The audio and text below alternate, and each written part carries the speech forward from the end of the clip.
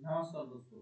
आज मैं पूरा हिस्ट्री कंप्लीट करूंगा क्योंकि एग्जाम डेट दे दिया है बिहार दरोगा का। तो समय हम लोग के पास अब ना के बराबर है।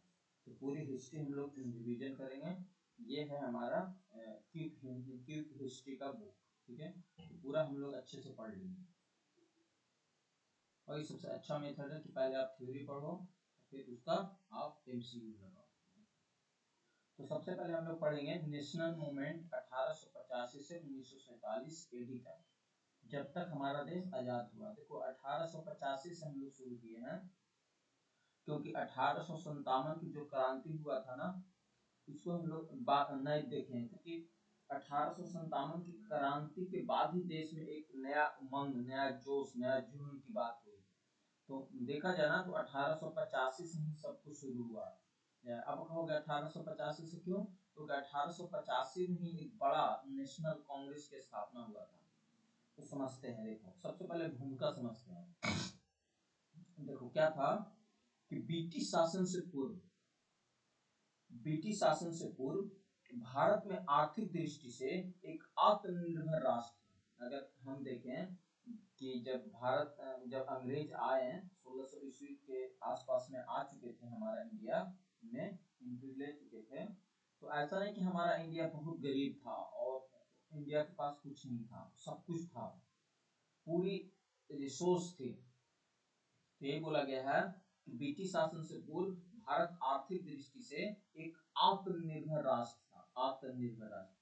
किंतु ब्रिटिश शासन की स्थापना और उसकी आर्थिक नीतियों के कारण भारत की आर्थिक स्थिति दयनीय हो गई। देखो क्या हुआ ना, जैसे जैसे हमारे देश में अंग्रेज अपना अस्तित्व बनाते गए, समय समय पर अपने नियम कानून को बदलते गए और पूरी पावर को अपने हाथ में करते गए, तो क्या हुआ ना, भारत की आर्थिक स्थिति दयनीय हो गई। रिजल्ट क्या मिला? रिजल्ट मिला कि आर्थिक बहताली के कारण जो भारत की जनता थे वो भयंकर असंतोष पनप गया। मतलब भारत में जो पब्लिक थे वो असंतोष पनप गया, जो समय समय पर आप देखोगे विभिन्न विभिन्न आंदोलन के माध्यम से देखने को मिला था। जैसे सबसे बड़ा आंदोलन 1857 की क्रांति बोला जाता है। देखो ये भी सफल हो जाता, लेकिन अंग्रेज की मंशा के अनुसार पब्लिक का जो चाहत थी ना वो पूरा नहीं हो पाया, क्योंकि पब्लिक एकता नहीं थी। बहुत सारे कारण थे, राजनीतिक कारण, धार्मिक कारण, बहुत सारे कारण के कारण ये आंदोलन सफल नहीं हो पाया। ठीक है, आंदोलन के माध्यम से दिखने लगा। हालांकि अभी तक आंदोलन जो भी हुए उनमें राजनीतिक सहभागिता थी, राजनीतिक सहभागिता थी या राजनीतिक हिस्सेदारी की मांग नगन थी। मतलब ऐसा बोलो ना कि 1857 की क्रांति में कोई ऐसा मंशा नहीं था कि हमको आजादी दिला दो अंग्रेज से, या कोई डिमांड भी नहीं किया था। मंगल पांडे ने शुरू किया था 1857 की क्रांति, तो वो उसका मुद्दा क्या था कि हमारे धर्म को आप नष्ट कर रहे हो, ये मंशा था। तो यहाँ पे आप देखोगे ना तो ऐसा कोई बड़ा राजनीतिक एजेंडा नहीं चला पाए लोग, हमें आजादी चाहिए। लेकिन अगर चाहते ना पब्लिक तो उसी समय आजादी मिल जाती। लोग एकजुट होते, किसान, जवान, जो भी हो, महिला, सारे लोग एक जवान मतलब एक साथ होते तो शायद आजादी उसी समय मिल जाता। जो हमारा अंग्रेज 200 साल राज किया, तो सोचो 20-25 साल में ही भाग जाते हैं, लेकिन ऐसा यहाँ पे देखने को नहीं मिला। अब आती है ना कि क्या ऐसा मजबूरी हो गया जो कांग्रेस, राष्ट्रीय कांग्रेस की स्थापना करना पड़ा। तो देखो क्या थी ना, हमारे देश में उस समय तक और 1885 से पहले तक ऐसा कोई मंच नहीं था, कोई ऐसा मंच नहीं था जहाँ पे कोई भी आके अपनी बात रख सके और उस बात को एक प्रोसेस के तहत उसको इम्प्लीमेंट किया जाए और अंग्रेज के खिलाफ एक प्लान, स्ट्रेटजी बनाया जाए, ताकि क्या हो सके आजादी के लिए नए नए प्लान शुरू किए जाए। क्योंकि देखो अंग्रेज जो थे ना वो पूरी तरीके से कब्जा कर चुके थे और इतना आसान नहीं था अंग्रेज को भगाना। तो एक प्लान तो बनाना होगा ना, एक संस्था बनाना होगा, एक यूनियन बनाना होगा, इस तरह से। तो इसी समय क्या हुआ, 1885 में ही एक भारतीय राष्ट्रीय कांग्रेस की स्थापना के साथ साथ इस अंतराल को काटने की शुरुआत हुई। 1885 में हुआ था। 28 दिसंबर 1885 को क्या हुआ, भारतीय राष्ट्रीय कांग्रेस की स्थापना हुआ। अब आपके दिमाग में आ रहा होगा कि इसकी स्थापना की क्या जरूरत पड़ी। देखो ये स्थापना बहुत आगे जाके जानते हो ना, रीढ़ की हड्डी की तरह काम किया है। जो आज आप कांग्रेस देखते हो यही कांग्रेस है, ऐसा नहीं कि कांग्रेस कोई नया पुराना था।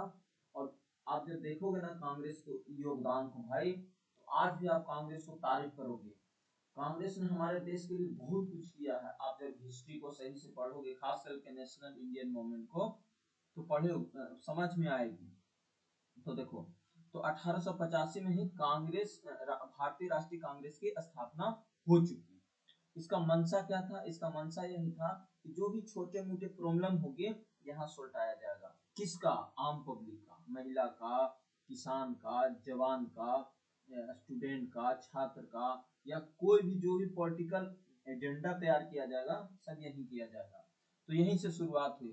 तो ये है भारतीय राष्ट्रीय कांग्रेस की स्थापना के साथ छोटे मोटे पैमाने पर लेकिन संगठित रूप से विदेशी शासन के से भारत की मुक्ति का संघर्ष प्रारंभ हो गया। तो यहीं से संघर्ष प्रारंभ हो गया। लोग कहने लगे कि नहीं, अब एक ऐसा संस्था है जिसके बलबूते हम आगे बढ़ सकते हैं। यही राष्ट्रीय कांग्रेस की राजनीतिक चेतना भारतीयों को इन आकांक्षा पत्रित करती थी। इनकी आर्थिक और राजनीतिक प्रगति के लिए जो भी कार्यरत और राजनीतिक संगठन बनाए जाए, यह संस्था अखिल भारतीय स्तर पर राष्ट्रवाद की मानवता एक सुनिश्चित अभिव्यक्ति थी। समझ रहे हो ना, मतलब ना ऐसा समझो कि हमारे देश के जो भी लोग थे, महिला थे, बुजुर्ग थे, राजा महाराजा थे, बहुत सो लोग थे। ऐसा तो नहीं ना कि हमारे देश में कोई नहीं था, लेकिन उन लोग बोल नहीं पाते थे। अब बोल पाते तो कहाँ बोल पाते, उनके पास कोई ऑप्शन ही नहीं था बोलने के, ऐसा कोई मंच ही नहीं था जहाँ पे आप बोल सकते हो। तो क्या हुआ ना, इसी के देख के कांग्रेस की स्थापना किया गया।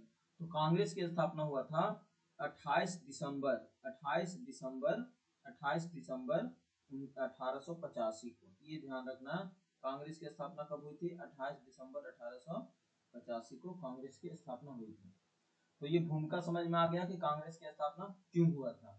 तो वो और भी बहुत सारे रीजंस है, लेकिन ये मेन है कि ऐसा इसलिए हुआ था ताकि कांग्रेस की स्थापना हो सके और एक ऐसा मंच तैयार हो सके जहां पे किसी ना किसी चीज की बात को किया जा सके। क्योंकि अंग्रेज की जो पावर थी ना, वो डे बाई डे बढ़ती चली जा रही थी। आप देखोगे ना, तो अंग्रेज उस समय बक्सर का युद्ध लड़ चुकी थी, पलासी का युद्ध लड़ चुकी थी, फिर क्या बोलते हो, पंजाब का कुछ अधिक्षेत्र अतिक्रमण कर लिए थे। पूरी तरह से मराठा को उन्होंने प्रतिपस्त कर दिया था। जो भी मेन मेन राजा महाराजा थे ना, सबको प्रतिपस्त करते करते अंग्रेज आगे बढ़ रहे थे। लेकिन अंग्रेज के पास तो पूरी पावर थी, उसके पास पूरा पैसा था, धन थे, सारे रिसोर्स थे, लेकिन भारत के पास ऐसा कोई मंच ही नहीं था जो अंग्रेज के खिलाफ सही राजनीति बना सके और क्या कर सके, उसको यहाँ से हटाया जा सके। देखो आप जब हिस्ट्री पढ़ोगे, पूरी ईमानदारी से पढ़ते हो, आपने पढ़ा भी होगा, तो देखोगे ना, तो आपको भी कभी कभी लगेगा कि नहीं ये होती तो ये होता। लेकिन देखो उस समय का कंडीशन हमारे देश के लिए काफी विपरीत था। जैसे लोग अभी भी महात्मा गांधी जी को बुरा मान देते हैं, लेकिन महात्मा गांधी जी जैसा इंसान शायद ही इस धरती पे आपको मिलेगा। इसके बारे में हम लोग आगे पढ़ेंगे जब महात्मा गांधी जी की एंट्री होती है हमारे देश में। जब अंग्रेज मतलब मान लो भारतीय राजनीति में उनका जब एंट्री होता है, तो आप देखोगे ना कितनी शालीनता से उन्होंने अपने देश को बारे में सोचा है और उनकी मतलब डिटेल राजनीति को आगे बढ़ाया है और उन्होंने आज़ादी तक पहुंचाया है। तो ये समझ में आ गया। अब चलते हैं आगे। तो समझ में आ गया ना, जो भारतीय राष्ट्रीय कांग्रेस की स्थापना क्यों हुआ था, मतलब यही तो ना कि ऐसा नहीं कि हमारा देश पहले से गरीब था, आत्मनिर्भर नहीं था, सब कुछ था। जो भी थे ना, पूरी आप आर्थिक रूप से आत्मनिर्भर था हमारा देश। लेकिन जब ब्रिटिश शासन की शुरुआत हुआ तो पूरी आर्थिक नीति से भारत की स्थिति जो होगी बहुत कमजोर कर दिया।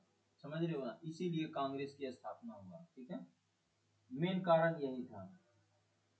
अब देखो आते हैं, अब आते हैं कि कांग्रेस की स्थापना क्यों हुआ है तो पता चल गया। देखो कांग्रेस की स्थापना, कांग्रेस की स्थापना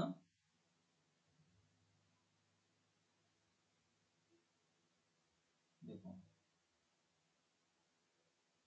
कह रहा है भारतीय राष्ट्रीय कांग्रेस की स्थापना एक अवकाश अवकाश प्राप्त अंग्रेज आईएएस अधिकारी कौन थे, एलेन ऑक्टेहुम, जिसको एओ हुम द्वारा दिसंबर 1885 में की गई। किसके द्वारा किया गया था, तो ये था एलेन एक्टोहुम। इसकी प्रथम अधिवेशन जो थी वो पुणे में आयोजित किया जाना था। आप देखो अधिवेशन क्या होता है, जब कांग्रेस की स्थापना हो गया ना तो समय समय पे यहाँ पे अधिवेशन सेशन शुरू हो गए और हर एक मुद्दे को यहाँ पे उठाने लगे। तो आप देखोगे ना 1885 से आजादी तक बहुत सारे सेशन हुए हैं, अनेक लोग उनकी अध्यक्षता किए हैं, अनेक लोग समय समय पे उसकी हमारे देश की जो भी नीड थी उसके अनुसार उनकी मांग हुआ। तो देखो जब 1885 में कांग्रेस की स्थापना हो गया तो पहला अधिवेशन पुणे में होना था, लेकिन क्या हुआ ना पुणे में फ्लैग फैल जाने के कारण ये अधिवेशन बम्बई में आयोजित किया गया। इसका प्रथम अधिवेशन जो था वो 28 दिसंबर 1885 को इसी दिन मानो ना तो कांग्रेस की स्थापना हुआ था और बम्बई के ग्वालियर टैंक स्थित गोकुल दास तेजपाल संस्कृत कॉलेज में हुआ। तो आपसे ये भी पूछ सकता है, सबसे पहले ये पूछेगा कि कांग्रेस की स्थापना कब हुई, सिंपल 18 दिसंबर 1885 को। ठीक है, किसने किया था, तो एक अवकाश प्राप्त अंग्रेज आईएएस अधिकारी थे एलेन ऑक्टेहुम या जिसको शॉर्ट में एहो हुम बोलते हैं, उन्होंने किया था। इसका प्रथम अधिवेशन देखा जाए तो पुणे में होना था, लेकिन पुणे में फ्लैग फैल जाने के कारण यह स्थापना मतलब यह अधिवेशन मुंबई में हुआ। और कहाँ हुआ, तो बम्बई के ग्वालियर टैंक स्थित गोकुल दास तेजपाल संस्कृत कॉलेज में हुआ। ठीक है, देखो जब कांग्रेस की स्थापना हुआ था ना भाई, तो उस समय कांग्रेस का नाम भारतीय राष्ट्रीय संघ रखा गया था। ठीक है, ये था भारतीय राष्ट्रीय संघ था। लेकिन क्या हुआ ना, जो हमारे दादा भाई नरोजी थे, हमारे दादाजी जो थे दादा भाई नरोजी, वो सुझाव दिए कि भैया इसका नाम आप क्या कीजिए, राष्ट्रीय कांग्रेस कर दीजिए, नहीं नहीं राष्ट्रीय कांग्रेस कर दीजिए, कर दिया जाए। तो फिर क्या हुआ ना, भारतीय राष्ट्रीय कांग्रेस की स्थापना के समय भारत का जो वाइसराय था वो डफरिन था, लॉर्ड डफरिन। ठीक है, तो एक ये भी क्वेश्चन पूछा जाएगा कि अगर जिस समय भारत की जो राष्ट्रीय कांग्रेस की स्थापना हुआ था उसमें उसकी नाम क्या था, तो भारतीय राष्ट्रीय संघ था। किसके सुझाव पे इनकी नाम चेंज किया गया, तो दादा भाई नरोजी जो थे वो राष्ट्रीय कांग्रेस कर दिए। और जब कांग्रेस की स्थापना हुआ था 28 दिसंबर 1885 को, तो उस समय वाइसरॉय कौन थे, तो डफरिन था, डफरिन। ठीक है, यहाँ तक क्लियर हो जाना चाहिए। अब कह रहा ना कि जब पहले अधिवेशन हुआ मुंबई में, पुणे में होना था मुंबई में हुआ तो पहले अधिवेशन में भाग लेने वाले जो अधिकतर नेता थे, वकील थे और पत्रकार थे। तो जो पहले अधिवेशन में जो भाग लिए वो मोस्टली क्या थे, नेता थे, लॉयर थे और पत्रकार थे। इस सम्मेलन में भाग लेने वाले सदस्यों की संख्या 72 थी। तो वो शुरुआती में 72 थी। तो जो पब्लिक थी ना, जनता थी, उनके पास उमंग बैठ चुकी थी कि चलो अब तो कोई ऐसा मंच मिला ना जहाँ पे हम कुछ ना कुछ तो कर ही लेंगे। और अधिकांश वर्गों के प्रतिनिधि थे। अधिकांश वर्ग मतलब समझते हो ना, हर वर्ग के थे, हिंदू भी थे, मुस्लिम भी थे, पारसी भी थे, ईसाई भी थे, सब कोई थे इसमें। ऐसा देखो जब कांग्रेस की स्थापना हुआ था ना, तो ऐसा इसमें कोई बाउंडेशन नहीं था कि हम इसी धर्म की सब अध्यक्षता करवाएंगे, हिंदू ही इसमें पार्टिसिपेट करेगा, इसमें मुस्लिम ही पार्टिसिपेट करेगा, इसमें पारसी ही पार्टिसिपेट करेगा। ऐसा कोई रिस्ट्रिक्शन नहीं था, खुला मंच था, जो आए सबके लिए यहाँ पे मोस्ट वेलकम है, ऐसा था। तो जो लोग भी थे ना, अधिकांश वर्ग के प्रतिनिधि थे। इनमें सबसे ज्यादा बम्बई प्रांत के लोग 38 सदस्य थे। अगर आपसे ये भी पूछ दे कि पहला अधिवेशन हुआ था जिसमें 72 लोग ने भाग लिए थे, तो सबसे ज्यादा किस प्रांत से थे, तो सबसे ज्यादा बम्बई प्रांत से थे। ठीक है, इस अधिवेशन की प्रथम अध्यक्षता जो थे वो बोएम्स चंद बनर्जी ने किया था। एओ हुम नहीं किए थे, एओ हुम सचिव थे, क्योंकि उन्होंने ही स्थापना किया था कांग्रेस का। तो ऐसा नहीं कि उन्होंने अध्यक्षता किया, नहीं, अध्यक्षता बोयमचंद बनर्जी ने किए हैं। और जो सचिव थे, सेक्रेटरी जो थे, वो एहो हुम थे। इसके बाद प्रमुख सदस्य शामिल थे, बहुत सारे लोग शामिल थे, जैसे फिरोज शाह मेहता, बदरुद्दीन तैयब जी, डब्ल्यू.सी. बनर्जी, आनंद मोहन बोस, रोमेश चंद्र दत्त आदि है। ये सब थे कांग्रेस की स्थापना हुए थे उस समय थे। देखो अब आते हैं ना कि कांग्रेस की स्थापना से पहले बहुत से संस्था थी, बिल्कुल संस्था थी, लेकिन नेशनल लेवल पे कोई संस्था नहीं था, समझ रहे हो ना। छोटे मोटे बहुत सारे संस्था थे, लेकिन ऐसा नहीं कि कोई बड़ा संस्था था जहाँ पे आप मतलब नेशनल लेवल पे थे। एक मतलब ना छोटे मोटे नेशनल लेवल पे बहुत सारे संस्थाएं थे, ठीक है। यहाँ तक क्लियर हो गया होगा, यहाँ तक क्लियर हो गया होगा। अब चलते हैं आगे। देखो अब है ना देखो इसमें एक व्यक्ति है सुरेंद्र नाथ बनर्जी, उनके बारे में इतिहास में आपने बहुत कुछ सुना होगा और आगे भी सुनोगे। देखो ऐसा नहीं कि पहली बार कोई नाम आ रहा है, आपने पीछे भी शायद सुना होगा, चाहे मॉडर्न हिस्ट्री में आप जाओगे ना तो इनका व्यक्ति का नाम सुनोगे। अच्छे व्यक्ति थे, इनका योगदान रहा है इंडियन इंडियन हिस्ट्री में, ऐसा नहीं कि नहीं रहा है, रहा है। तो ये क्या थे, देखो थोड़ा सा मैं इधर जूम करता हूँ, क्या था इनका बात, थोड़ा सा मैं हिंट ले लेता हूँ। देखो हाँ, भारतीय राष्ट्रीय कांग्रेस की जब अधिवेशन हुआ था, अधिवेशन कहाँ हुआ था, बम्बई में हुआ था, होना था पुणे में, ये सब तो हम लोगों ने पढ़ लिया। तो उसमें सुरेंद्र नाथ बनर्जी शामिल नहीं हुए थे। आप कहोगे क्यों, ऐसा क्या रीजन था कि शामिल नहीं हुए थे। तो ऐसा कोई गुस्सा उस्सा नहीं थे। उस समय क्या था ना, एक इंडियन एसोसिएशन कॉन्फ्रेंस का दूसरा अखिल भारतीय सम्मेलन का आयोजित होना था। और कब होना था, 1886 में।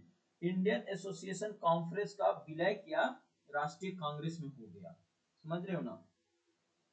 मतलब ना जो सुरेंद्र नाथ बनर्जी थे, वो इंडियन एसोसिएशन कॉन्फ्रेंस का दूसरा अखिल भारतीय आयोजित होना था, इसीलिए वो प्रेजेंट नहीं थे। बाद में क्या हुआ ना, एक साल बाद 1886 में इसी इसी एसोसिएशन का, इंडियन एसोसिएशन कॉन्फ्रेंस का विलय, मतलब उसको विलय करके कांग्रेस में शामिल कर दिया गया, ठीक है। देखो एक व्यक्ति है जिनका नाम है सर सैयद अहमद खान, मुस्लिम थे। वो भारतीय राष्ट्रीय कांग्रेस से कभी भी संबंध नहीं रहे, कभी भी उनका रिलेशन नहीं रहा। लेकिन जो बाल गंगाधर तिलक थे, वो कांग्रेस के सदस्य तो थे, मेंबर थे, लेकिन उनकी अध्यक्षता नहीं मिला। तो वो नहीं मिला या नहीं कर पाए। लेकिन आप देखोगे ना तो बाल गंगाधर तिलक की अध्यक्षता नहीं है, कभी भी वो नहीं किए हैं अध्यक्षता कांग्रेस का, ठीक है। लेकिन ऐसा नहीं कि वो देश की आजादी में योगदान नहीं दिए, बहुत कुछ दिया, बहुत अच्छे व्यक्ति थे वो, उन्होंने बहुत कुछ काम किया है। तो ये हो गया। अब है नेशनल सोशल कॉन्फ्रेंस क्या था, तो देखो क्या था ना कि जब कांग्रेस की स्थापना के समय, मतलब जब स्थापना के समय कांग्रेस स्वतंत्रता आंदोलन और सामाजिक मुद्दा से जुड़ा हुआ था। देखो ये जब कांग्रेस की स्थापना हुआ तो ऐसा नहीं कि इनका मंशा अलग नहीं था, मंशा था, ये मुद्दा सामाजिक मुद्दा से जुड़ा था और स्वतंत्रता लेके जुड़ा था। मतलब ये चाहते थे ना कि हम सामाजिक मुद्दे को यहाँ उठाएं और देश की आजादी के लिए जो भी स्वतंत्रता आंदोलन वाले मुद्दे हैं उसको हम ज्यादा उठाएं। तो इसलिए प्रथम सम्मेलन में गोविंद रनाल्डे, आर रघुनाथ राव ने सामाजिक मुद्दे को कांग्रेस के संबोधित किया। अब देखो सामाजिक मुद्दे को तो किया, परंतु जब दूसरा अधिवेशन हुआ, कांग्रेस के जब दूसरा अधिवेशन हुआ, आपको अब समझ में आ रहा होगा। देखो मैं समय समय पे कांग्रेस का दूसरा अधिवेशन भी रिपीट करते चलूंगा, क्योंकि देखो यहाँ पे तो नहीं दिया गया है, लेकिन आप लुसेंट पढ़ोगे ना तो वहां तो पूरा डिटेल दिया हुआ है कि कब कौन सा अधिवेशन हुआ था और उसकी अध्यक्षता कौन किया था। तो मैं उसको भी रिवीजन कराते चलूंगा ताकि आपका पूरा मॉडर्न हिस्ट्री खत्म हो जाए, समझ रहे हो ना। देखो मॉडर्न हिस्ट्री को एक कंसेप्चुअली पढ़ लोगे और उसको अच्छे से आप मतलब एक कहानी की तरह समझ लोगे ना, तो मजा भी आएगा। और देखो मॉडर्न हिस्ट्री को ये माइंड में सेट करके नहीं पढ़ना चाहिए कि हमें एग्जाम देना है, ये भी पढ़ना चाहिए कि हमारा इतिहास है, वो भी देश का इतिहास रहा है, जब अंग्रेज से कैसे कैसे लड़े। अगर इस इस मंशा से अगर आप पढ़ोगे ना तो आपके अंदर एक नया जुनून पैदा होगा और मजा भी आएगा पढ़ने में। समझ रहे हो ना? मैं तो ऐसे ही पढ़ा हूँ कांग्रेस इतिहास को, मुझे पूरा अच्छे से याद है कि जब मैं कांग्रेस इतिहास को पढ़ रहा था तो हर चीज को मैंने बारीकी से समझा, बुझा, तब मजा आया, लगा कि हाँ है, कुछ है इंडियन हिस्ट्री में। तो इसलिए देखोगे ना तो इंडियन हिस्ट्री को ज्यादा क्वेश्चन पूछा जाता है एग्जाम्स में, कोई भी एग्जाम्स में देखोगे ना तो पूछ देते हैं। अब बाबर राजपूत से नहीं पूछते हैं, जो बाबर हुमायूं अकबर है ना उससे बहुत कम क्वेश्चन पूछा जाता है। मैं तो कहता हूँ ना पूछे, कोई फायदा नहीं उसको पढ़ने से, उसमें ज्यादा से ज्यादा युद्ध देखोगे, फालतूगिरी हुआ वहां ज्यादा। तो देखो क्या हुआ ना कि जब कांग्रेस की पहली सभा संबोधित किया गया तो उसमें एक व्यक्ति थे जिसका नाम था गोविंद रनाल्डे और आर रघुनाथ राव। उस सामाजिक मुद्दे पर कांग्रेस को संबोधित किए थे, जो भी समाज में मुद्दे थे, महिलाओं के साथ शोषण होना, बच्चियों के साथ शोषण होना, एजुकेशन सही नहीं है, अंग्रेज यहाँ शोषण कर रहे हैं, इस तरह के सामाजिक मुद्दे को वो उठाए थे। लेकिन जब दूसरा कॉन्फ्रेंस हुआ तो दूसरा अधिवेशन पता है कहाँ हुआ था? कहाँ हुआ था दूसरा अधिवेशन? आपको आपको शायद ध्यान होगा। देखो दूसरा अधिवेशन हुआ था, देखो मैं, हाँ दूसरा अधिवेशन हुआ था कलकत्ता में हुआ था। देखो यहाँ से शुरू करते हैं। देखो पहला अधिवेशन हुआ 1885 में, कहाँ? आजादी के जस्ट मतलब आजादी 28 दिसंबर, देखो 28 दिसंबर 1885 को कांग्रेस की स्थापना हुआ। किसने किया? ये वो हुम ने किया। इस समय इसकी वायसराय कौन थे? तो डफरिन था। कहाँ होना था इसकी अध्यक्षता? पहला पुणे में। क्यों नहीं हुआ? क्योंकि बीमारी फैल गई। तो कहाँ हुआ? मुंबई में। कितने लोग पहले अधिवेशन में भाग लिए थे? 72। सबसे ज्यादा किस प्रांत से थे? बम्बई प्रांत से थे। कितने थे? 38। इसकी नाम पहले क्या था? भारतीय राष्ट्रीय संघ। नाम किसकी सुझाव पे चेंज किया गया? दादा भाई नौरोजी के सुझाव पे। किसने किया? किसने किया ये नहीं, किसकी सुझाव पे किया गया? तो दादा भाई नौरोजी के सुझाव पे भारतीय राष्ट्रीय संघ की नाम भारतीय राष्ट्रीय कांग्रेस कर दिया गया। ठीक है यहाँ तक। फिर देखो जब प्रथम अधिवेशन हुआ मोहित चंद बनर्जी की अध्यक्षता में, तो 72 लोगों ने, प्रतिनिधियों ने भाग लिया था। ठीक है, और सबसे ज्यादा मुंबई प्रांत से थे।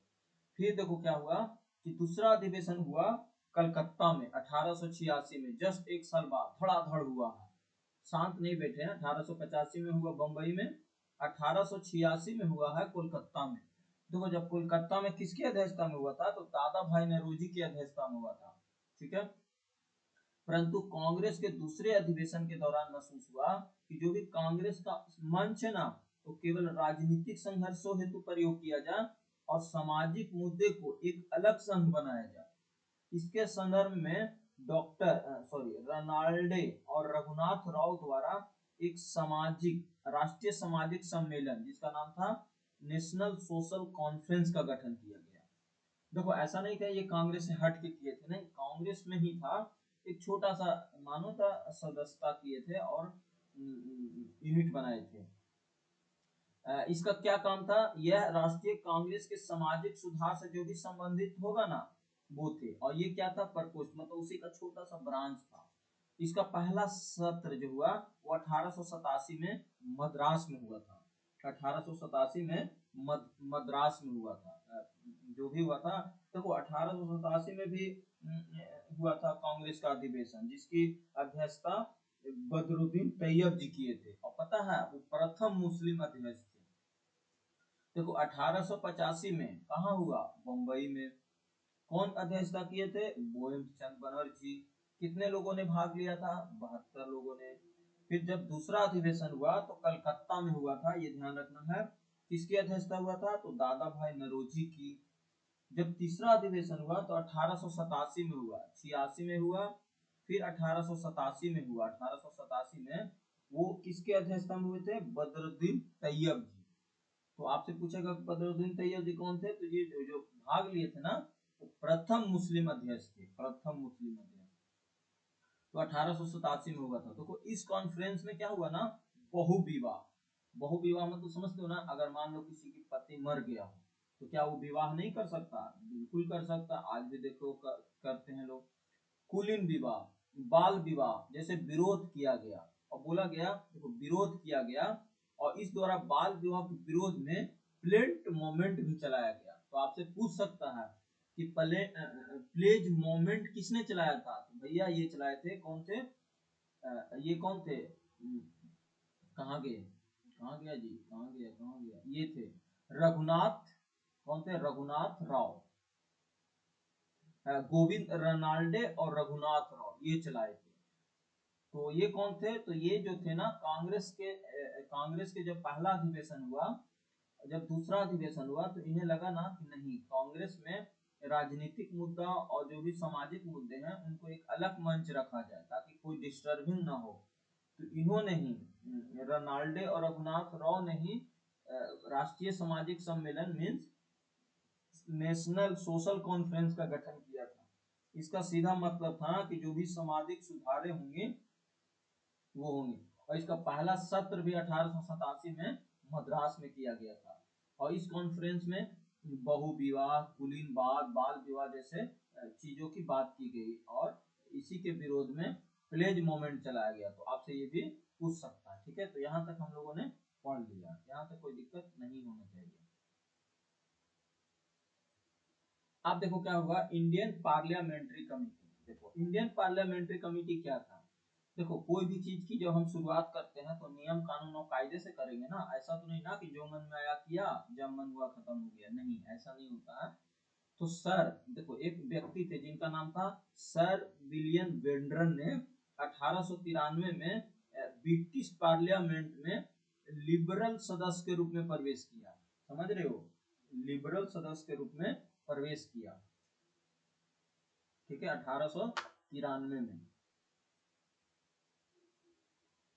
ये समझ में आ रहा ना, लिबरल सदस्य के रूप में पार्टिसिपेट किया।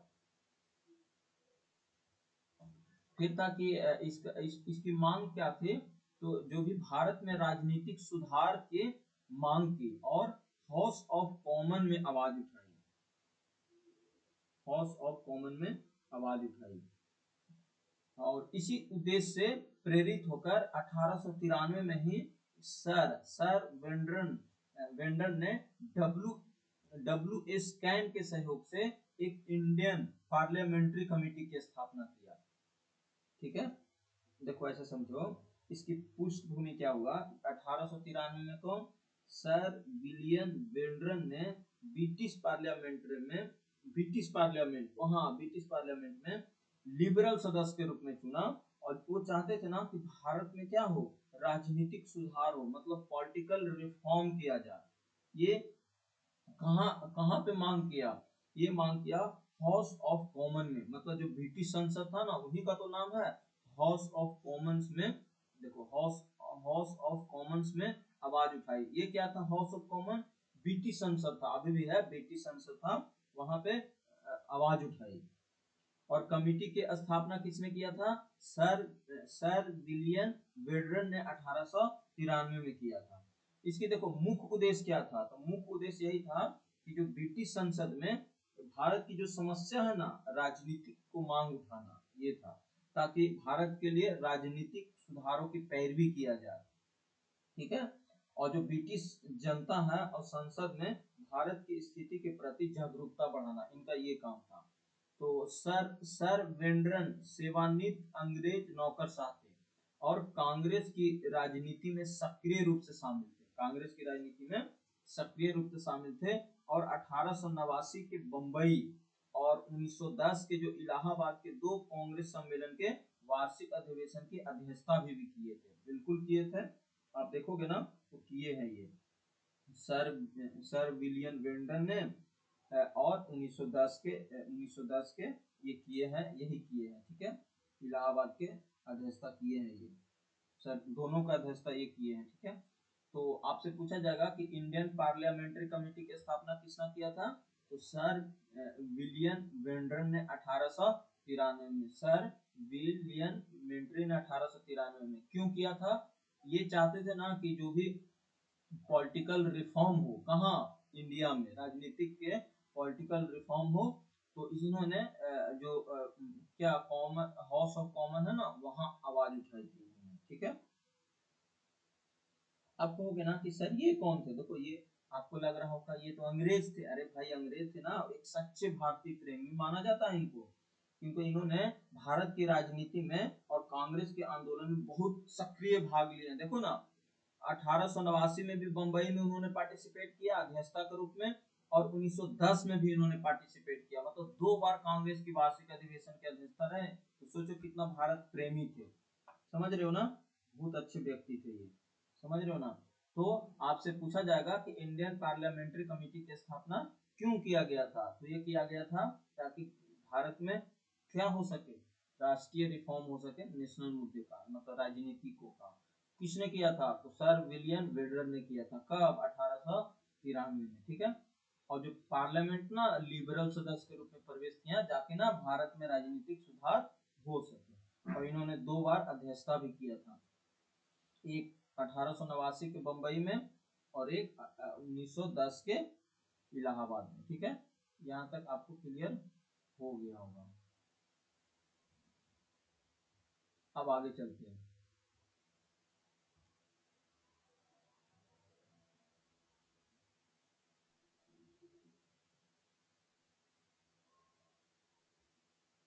देखो अगला है, हाँ देखो ये क्या था, आगे है,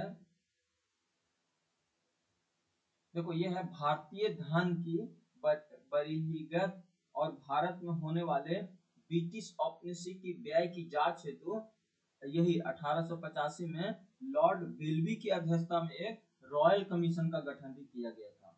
भारत के जो धन बहिर्गमन है ना, और भारत में जो होने वाले ब्रिटिश औपनिवेशिक व्यय की जांच हेतु 1885 में ही लॉर्ड बेल्बी की अध्यक्षता में एक रॉयल कमीशन की गठन किया गया था, जिसे बेल्बी आयोग के नाम से जाना जाता है।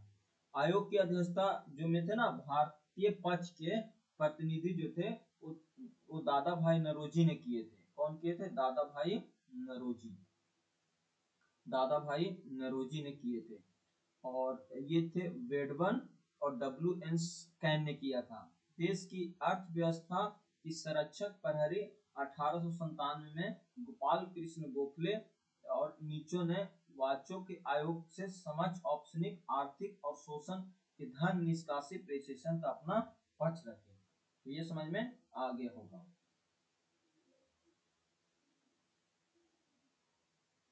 देखो अब आ रहा होगा ना कि ये क्या था सर, तो देखो उन्होंने तो पार्लियामेंट्री कमेटी की स्थापना कर दिया, फिर इन्होंने भी बहुत सारे सदस्यता किया। जैसे ये देखो, ये वाला जो है ना, जैसे भारत में क्या होता है, जब अंग्रेज लोग तो शोषण कर ही रहे थे, तो भारतीय धन को किस तरह से बहिर्गमन किया जा रहा है, दूसरे देशों में ले जाया जा रहा है, तो इनकी अध्यक्षता के लिए इन्होंने एक ब्रिटिश औपनिवेशिक व्यय की जांच हेतु 1885 में लॉर्ड बेल्बी की अध्यक्षता में एक क्या किया गया था, रॉयल कमीशन गठित किया गया था, ठीक है, जिसे ही बेल्बी आयोग के नाम से जाना जाता है। तो आपसे पूछेगा कि बेल्बी आयोग क्या था, तो देखो सबसे पहले ये समझो कि जब ब्रिटिश शासन के समय भारत की सबसे बड़ी समस्या क्या थी, जनता थी। जनता की सबसे बड़ी समस्या यही थी ना कि जो लोग हैं वो ब्रिटेन भारत से बहुत सारे धन ले जा रहे हैं, जिनके कारण क्या हो रहा है, भारत गरीब होते जा रहा है और ब्रिटेन अमीर होते जा रहा है। ये तो बहुत बड़ा शोषण किया जा रहा है ना, इसीलिए इस आयोग की स्थापना हुआ था। तो भारत में जो हो रहे धन बहिर्गमन, जिसको ड्रेन ऑफ वेल्थ बोलते हैं, ड्रेन ऑफ वेल्थ बोलते हैं, इसी ब्रिटिश आर्थिक नीतियों की जांच के लिए कब, 1895 में, 1895 में लॉर्ड बेल्बी की अध्यक्षता में एक रॉयल कमीशन की स्थापना किया गया था, ठीक है, जिसी को हम बेल्बी आयोग कहते हैं। आप कहोगे सर इसमें अध्यक्षता किसने, कौन कौन थे, तो आपको पता है कि भारत के प्रतिनिधि के रूप में दादा भाई नरोजी थे, डब्ल्यू एस केन थे, और डब्ल्यू वेडन को भी शामिल किया गया था। इसका मुख्य उद्देश्य क्या था कि भारत से जो भी धन ब्रिटेन जा रहा हो, मतलब ड्रेन ऑफ वेल्थ को जांच करना और पता लगाना कि क्या भारत से जो भी ब्रिटेन को अत्यधिक आर्थिक लाभ पहुंचाया जा रहा है क्या, और ये जो ब्रिटिश शासन की जो राजकोषीय नीति है ना, फाइनेंशियल पॉलिसी, उसको ज्यादा से ज्यादा विश्लेषण करना। देखो बात ये हुआ ना, ये तो चलो आयोग ने कर लिया, लेकिन परिणाम क्या निकला, परिणाम तो कुछ निकला होगा ना। तो परिणाम ये निकला ना कि भारत की स्थिति बहुत खराब है। ऐसे भी चेक करके आप देखिए, जो अंग्रेज समय समय पे आके चले जा रहे हैं, और जो भी ब्रिटिश शासन है ना, ब्रिटिश शासन जो भी आर्थिक नीति बना रहे हैं, जो भी उनका पॉलिसी है, जो भी अपना पॉलिसी है, तो भारत के हित में नहीं है। ये सबसे बड़ी कारण था। और ब्रिटिश शासन पर जो भारत की आर्थिक नीतियां सुधार करने का दबाव पड़ा। तो आपसे पूछा जाएगा कि बेल्वी आयोग को क्या था, तो बेल्वी आयोग जांच करने के लिए किया गया था। किसने किया था? अध्यक्ष कौन थे? लॉर्ड बेल्वी। और भारतीय अध्यक्ष कौन थे? भारत के सदस्य कौन कौन थे? तो दादा भाई नौरोजी, डब्ल्यू एस केन और डब्ल्यू स्पेडेंस। उद्देश्य क्या था? कि जो भारत से ब्रिटेन में जा रही है ना धन के प्रभाव, उसकी जांच करना। ठीक है, तो ये हमारा हो गया। तो दो चीज का यहाँ पे हुआ था, एक तो पार्लियामेंट्री कमेटी हुआ, और एक क्या हुआ, ये वेल्वी, लॉर्ड वेल्वी का हुआ। तो दो अंग्रेज लोग अपने अपने जगह पे काम किए। अब आती है कांग्रेस की स्थापना से संबंधित विवाद, मत और सिद्धांत। देखो, कोई भी काम आप करते हो, जैसे आप कोई भी काम करोगे, तो इतना जानते हो ना कि पब्लिक आपको, कुछ पब्लिक आपको सपोर्ट करेगी और कुछ पब्लिक आपको विरोध करेगी, कुछ आपको सुझाव देगी तो कुछ आपको आलोचना भी देगी। ऐसा ही था वहां उस समय भी। जब कांग्रेस की स्थापना हुआ ना, तो बहुत से लोग इनको फालतू फालतू बात बोले, बहुत से लोग ने कुछ भी बोल दिया, जो मन में आया ना वो बोला। तो आगे हम लोग पढ़ते हैं। देखो, विभिन्न इतिहासकारों के बीच मतभेद है। क्या मतभेद है? देखो, मतभेद ये है कि जो कांग्रेस की स्थापना हुआ था, तो इसके पीछे दृढ़ राजनीति इच्छा शक्ति थी। भाई, बिना इच्छा शक्ति के कोई काम हो सकता है क्या? जिसमें भारतीय जन पनपते असंतोष और विद्रोह की भावनाओं को नियंत्रित किया जा सके। बिल्कुल यही विल पावर तो था। लेकिन लेकिन कुछ लोगों के मानना था, जैसे जो वहां का उस समय तत्कालीन वायसराय कौन थे? डफरिन, जो 1884 से 88 तक रहा था। उसके परामर्श पे एहुम ने इस संगठन को जन्म दिया था। ये मानना था उनका। ठीक है, मानना है कि जो वायसराय है ना डफरिन, उन्होंने ही परामर्श दिया था किसको? एहुम को, कि आप कोई संगठन बनाइए और अपना बात रखिए संगठन के पॉइंट ऑफ व्यू से, मतलब अपने मंच बना के रखिए। ये था। ठीक है, तो इसीलिए सेफ्टी वॉल्व सिद्धांत के अनुसार डफरिन का कहना है, डफरिन के निर्देश पर ही एहुम ने कांग्रेस की स्थापना किया था। देखो, पूछा देगा कि सेफ्टी वॉल्व सिद्धांत कौन था? ये डफरिन का था। डफरिन ने ही निर्देश किए थे कि इसको, एहुम को, कि आप कांग्रेस की स्थापना का उद्देश्य ही की थी। लेकिन बात है कि जब 1857 की क्रांति के विफलता के बाद भारत, जो भारतीय जनता थे, उन्हें प्रमुखता असंतोष से किसी भी उग्र में ना धारण करें। डर लगता था ना कि हर समय पता नहीं कुछ ना कुछ बड़ी घटना घट जाएगी तो क्या होगा। और असंतोष इस बात को बिना खतरे के कांग्रेस सुरक्षित बॉल, मतलब ना सेफ्टी बॉल से बाहर निकला जा सके। सेफ्टी बॉल का सिद्धांत लाला लाजपत राय ने यंग इंडिया में प्रकाशित में एक अपने लेख में किया था। देखो, आप आपसे पूछ सकता है कि लाला लाजपत राय की कौन सा बुक था? तो यंग इंडिया था। यंग इंडिया बुक नहीं था, एक पेपर था, मतलब प्रकाशन करते थे वो। ये प्रकाशित में अपने लेख में दिया था। तो समझ रहे हो ना क्या था इसका मत, क्या था? क्योंकि देखो, कोई भी संस्था जब शुरू होती है ना, तो आपको ऐसा तो नहीं ना कि हर कोई आपके पास सपोर्ट में हो।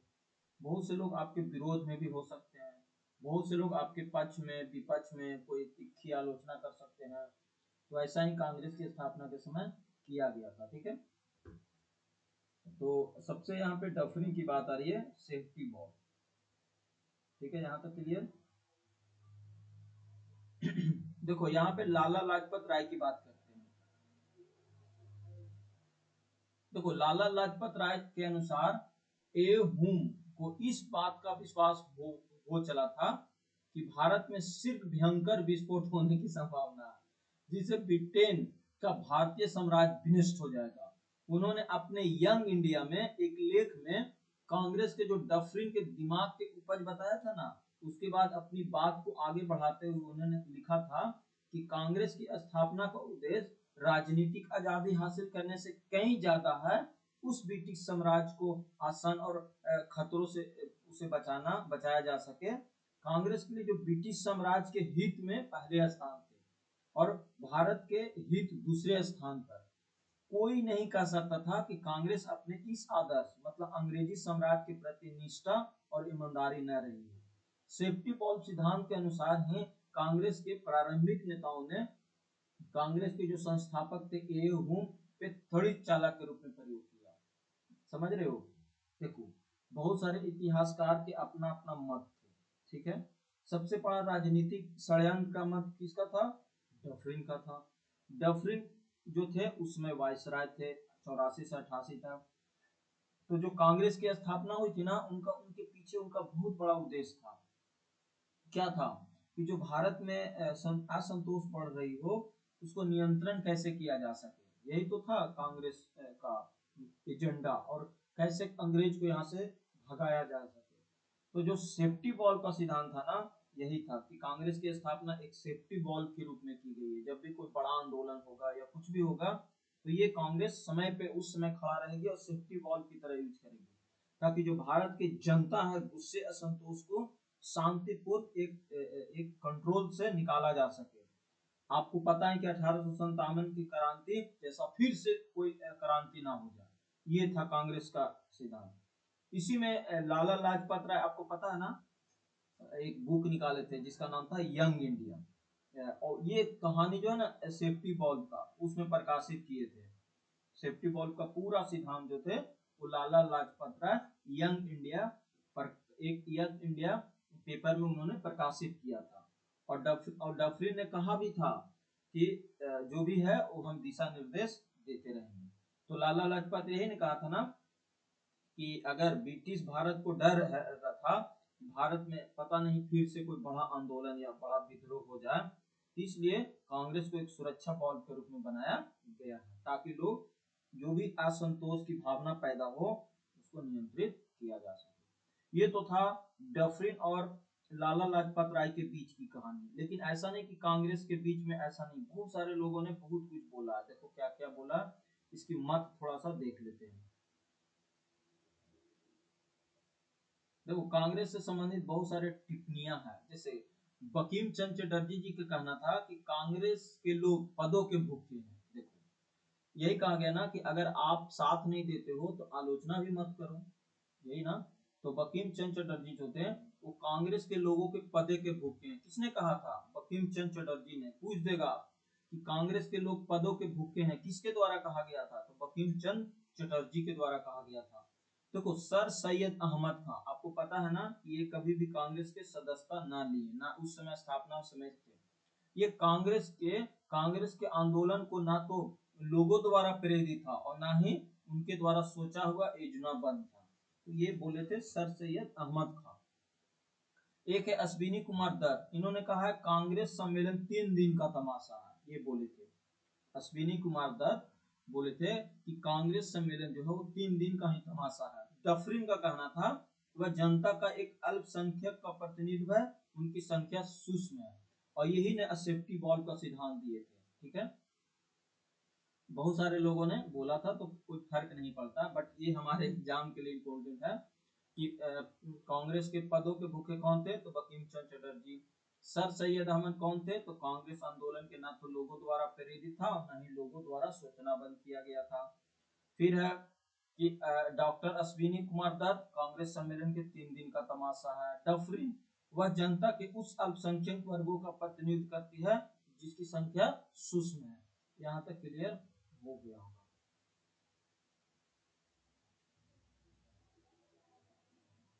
देखो, करजन का कहना था, करजन का कहना था कि कांग्रेस अपनी मौत की घड़ियां गिन रहा है।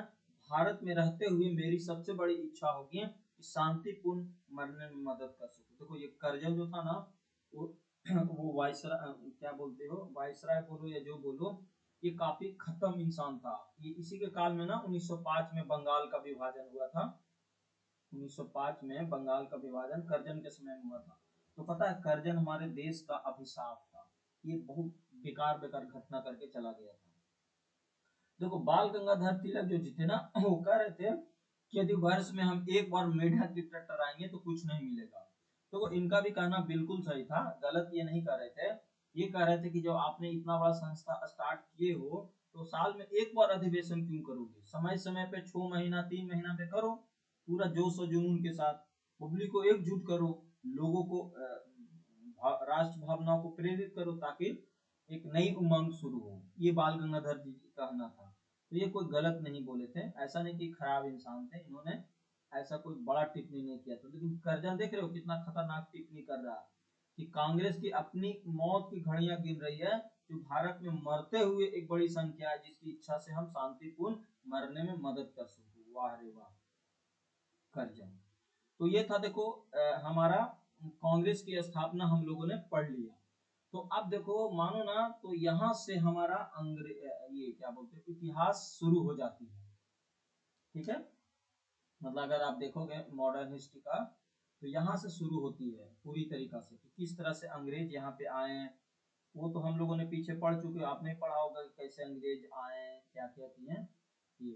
तो देखो भारतीय राष्ट्रीय का प्रथम चरण शुरू होता है, जिसको उदारवादी चरण बोला जाता है। ठीक है, उदारवादी चरण। तो यहाँ हम लोग पे पढ़ना है। ठीक है, यहाँ तक क्लियर। उदारवादी चरण 18, देखो उदारवादी चरण की बात करें तो 1885 से 1905 तक रहता है। जब बंगाल विभाजन ना हुआ था ना, उससे पहले तक उदारवादी चरण होती है। देखो जब भारत के राष्ट्रीय कांग्रेस में 1885 से लेकर 1905 तक उदारवादियों का रहा। उदारवादियों का मतलब होता था कूल माइंड, पढ़े लिखे लोग, शांति से कोई बात पे विश्वास करते थे। मतलब इनका कहना था कि हम बैठकर कोई शांति समझौता से अंग्रेज को भगा देंगे, इनका ये कहना था। मतलब बहुत ही शांति स्वभाव के लोग इसमें शामिल थे।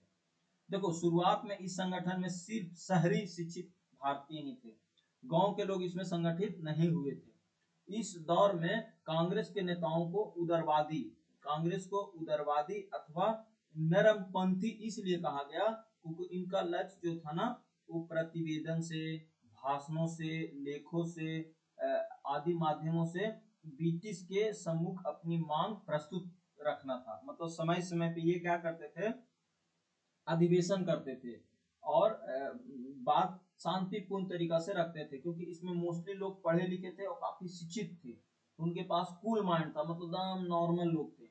इसी इस ब्रिटिश की नैतिकता पर पूरा विश्वास था। इस काल में कांग्रेस के जो भी मध्य वर्गीय जीव होंगे, बुद्धिजीवी, जिसमें वकील भी थे, इंजीनियर भी थे, डॉक्टर भी थे, प्रोफेसर भी थे, लेखक भी थे, पत्रकार भी थे, साहित्यकार भी थे, आदि शामिल थे। सोच रहे भाई, जैसे अभी आप जन स्वराज के देखते हो, जन स्वराज में आप देखोगे ना पार्टी में, तो एक से एक पढ़े लिखे लोग हैं। अगर वो लोग राजनीति में आके राजनीति करे ना, तो मैं तो इतना कहूंगा कि वो बिहार के साथ कभी गद्दारी ना करेंगे। लेकिन आपको क्या लगता है कि वो सब पब्लिक यहाँ के उस तरह नहीं, हमारी पब्लिक के पास उतनी अभी क्षमता नहीं बनी है उतना दूर सोचने का। यहाँ बिहार है ना, जातिवादी में सब पड़ जाएंगे। लास्ट मोमेंट में क्या होती है, हमारे बिहार की पॉलिटिक्स पोलराइज हो जाती है। आप देख लेना, पोलराइज में बढ़ जाती है। मतलब पूरा माहौल तो बन जाता है कि हाँ इसको वोट देंगे, इसको वोट देंगे, जैसे ही चुनाव से एक दिन पहले वही आ जाता है। समझ रहे हो मैं क्या बोलना चाह रहा हूँ। तो देखो साहित्यकार शामिल थे। इस समय कांग्रेस के जो आम जनता थे, पब्लिक जो थे, जिनमें से किसान, मजदूर, महिला आदि शामिल, की आवाज नहीं बन पाई थी, क्योंकि उदारवादी चरण था ना, शुरुआत हुई थी इस संस्था का। तो इसमें जो संस्था में शुरुआत के लोग थे, वकील, इंजीनियर, डॉक्टर, प्रोफेसर, लेखक, पत्रकार, साहित्यकार थे।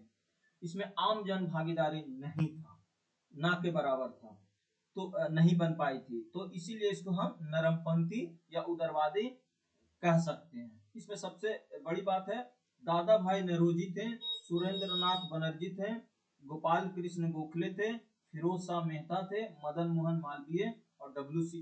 बनर्जी थे। ठीक है, ये थे। तो ये पहला उदारवादी चरण के हम लोगों ने इंट्रोडक्शन पढ़ लिया। देखो आगे क्या है, इनका क्या कहना था। देखो उदारवादियों की कार्य प्रणाली क्या थी, मतलब इनका जब संस्था बन के तैयार हुआ तो ये क्या चाह रहे थे, यही चाह रहे थे उदारवादी के इनका मंशा क्या था, किस तरह से अंग्रेज से अपना बात को मनाना चाहते थे। तो ये था कि उदारवादी कांग्रेस अधिवेशन बुलाकर प्रस्ताव पारित करते थे। मतलब समय समय पे ये कांग्रेस अधिवेशन बुलाते थे। इस प्रस्ताव से जनता को परिचित करवाने हेतु समाचार पत्रों में प्रकाशित करवाया जाता था। जैसे कोई बैठक हुआ, अब बैठक हो गया तो जो भी बात किया गया उनको न्यूज़पेपर में डलवा देते थे। उदारवादी अत्यंत नम्र पूर्वक, मतलब शांत माहौल के लोग थे, प्रार्थना पत्र के माध्यम से ब्रिटिश सरकारी को अपनी मांग को परिचित करवाते थे कि हमारा ये मांग है, आप मान लीजिए। घंटा मांगने वाला है लोग। उदारवादी नेताओं ने अपनी मांग पूरी करवाने के उद्देश्य से ब्रिटेन में दादा भाई नौरोजी की अध्यक्षता में 1887 में भारतीय सुधार समिति की स्थापना की गया था। देखो ये समझना है कि जब उदारवादी नेता में जब मांग पूरी होती थी तो उसी समय ब्रिटेन में दादा भाई नौरोजी ने की अध्यक्षता में 1887 में भारतीय सुधार समिति की स्थापना की गई थी। तो आपसे पूछ देगा कि भारतीय सुधार समिति की स्थापना किसने किया था, तो दादा भाई नौरोजी ने किया था। कब किया था, तो 1887 में किया था, बिल्कुल, तो ये ध्यान रखना है। फिर 1892 में भारतीय परिषद अधिनियम का पारित होना। देखो 1892 में क्या हुआ था, आपको पता है ना कि अंग्रेज समय समय पे रेगुलेटिंग एक्ट लाते थे, जैसे 1773, 1784, 1786, 1813, 1800 ऐसे करके आते थे ना। तो उसी समय 1892 में भारतीय परिषद अधिनियम का पारित होना उदारवादियों नेताओं की मांग का एक परिणाम था। तो मांग कर रहे थे उदारवादी नेता कि इस अधिनियम के फलस्वरूप भारतीयों का राजनीतिक अधिकार का क्षेत्र में थोड़ा सा ज्यादा विस्तृत हो गया, और उदारवादियों की मांग पर सरकार द्वारा भारतीय व्यय की समीक्षा हेतु बेल्वी आयोग का गठन किया गया। जो उस समय बेल्वी आयोग का गठन हुआ था ना, वही बेल्वी आयोग की चर्चा हो रही है। कब हुआ था बेल्वी आयोग का गठन, भूल गए? बेल्वी आयोग का जी भूल जाते हो। बेल्वी आयोग देखो ना, अभी हम लोगों ने पढ़ा ना 1887, देखो यहाँ पे था ना बेल्वी आयोग। देखो ये बेल्वी आयोग 1895 में बेल्वी आयोग का गठन किया गया था। उसमें ये दादा भाई नौरोजी भी थे, और यहाँ पे भी देखो दादा भाई नौरोजी। तो यही 1800 क्या बोलते हो 1800 ये 95 में क्या हुआ, 92 में एक बेल्वी आयोग का गठन किया गया। ठीक है, देखो भारतीय राष्ट्रीय कांग्रेस के जो प्रथम चरण थे वो धर्मनिरपेक्ष दल रहा। धर्मनिरपेक्ष दल का मतलब होता ना कि मैक्सिमम लोग सब धर्म से थे, जिनमें आयनवादी की कांग्रेस की अध्यक्षता में अवसर प्राप्त हो। जैसे अगर आपसे पूछा जाएगा प्रथम पारसी अध्यक्ष कौन थे, तो दादा भाई नौरोजी, जो 1886 की अध्यक्षता किए थे। प्रथम मुस्लिम अध्यक्ष कौन थे, बदरुद्दीन तैयब जी, जो मद्रास की अध्यक्षता किए थे, मद्रास की अध्यक्षता किए थे। ठीक है, बदरुद्दीन तैयब जी। फिर प्रथम जॉर्ज उल्ले 1888 के इलाहाबाद की अध्यक्षता किए थे। ये प्रथम अंग्रेज अध्यक्ष, सॉरी प्रथम ईसाई अध्यक्ष थे। फिर कांग्रेस के लिए समर्थन प्राप्त करने के लिए लंदन में 1889 में ब्रिटिश कमेटी ऑफ इंडिया बनी, और इसकी सचिव यही थे विलियम डिग्बी था। इस संस्था ने लंदन में भारतीय मसलों से अंग्रेज को अवगत कराने के लिए 1890 में इंडिया नामक पत्रिका का शुरू किया गया था। ठीक है, हेलो, हाँ जी, बोलो बोलो। अभी मैं पढ़ रहा हूँ इसीलिए, और आधा घंटा बाद लेते हैं। हाँ हाँ हाँ, तो समझ में आ गया ना। देखो ये पेज से हम लोग को बहुत सारे समझना है। देखो पहला क्या क्या समझना है, हम लोगों ने भूमिका तैयार कर लिया ना। पहला तो भारत के धन और बहिर्गमन और भारत में होने वाले जो ब्रिटिश औपनिक व्यय है ना, उसकी जांच हेतु 1895 में लॉर्ड बिल्बी की अध्यक्षता में एक रॉयल कमीशन का गठन किया गया था। तो ये भी पूछ देगा कि बेल्वी आयोग के नाम से जाना गया। तो बेल्वी आयोग की अध्यक्षता किसने किया था, तो ये किया था लॉर्ड वेल्बी ने। कब किया गया था? 1895 में। क्यों किया गया था? कि जो भी भारत से इंग्लैंड में धन जा रही है ना, उसके जांच के लिए। इनकी प्रतिनिधि भारत के पक्ष के लोग भी किए थे, जिसमें दादा भाई नौरोजी थे, फिर वेल्डबम डब्ल्यू.एस. कैन भी थे, ये सब लोग भी थे। फिर थे, और ये हो गया जब भारत का प्रथम चरण शुरू हुआ राष्ट्रीय आंदोलन का, तो उसमें सब लोग उदारवादी थे, मतलब पढ़े लिखे लोग थे ज्यादा। इसमें इंजीनियर थे, डॉक्टर थे, प्रोफेसर थे, लेखक थे, पत्रकार थे, साहित्यकार थे। तो इसमें मेनली जो भी जिसकी होनी चाहिए, किसान, मजदूर, महिलाएं, वो नहीं थे।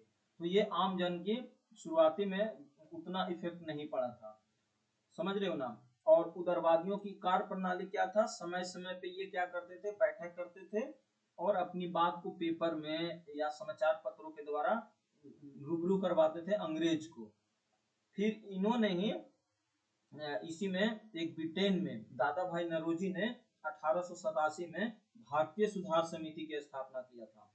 और उसी समय आपको पता है कि हमारा देश में जब अंग्रेज आए थे तो समय समय पे रेगुलेटिंग एक्ट लाते थे।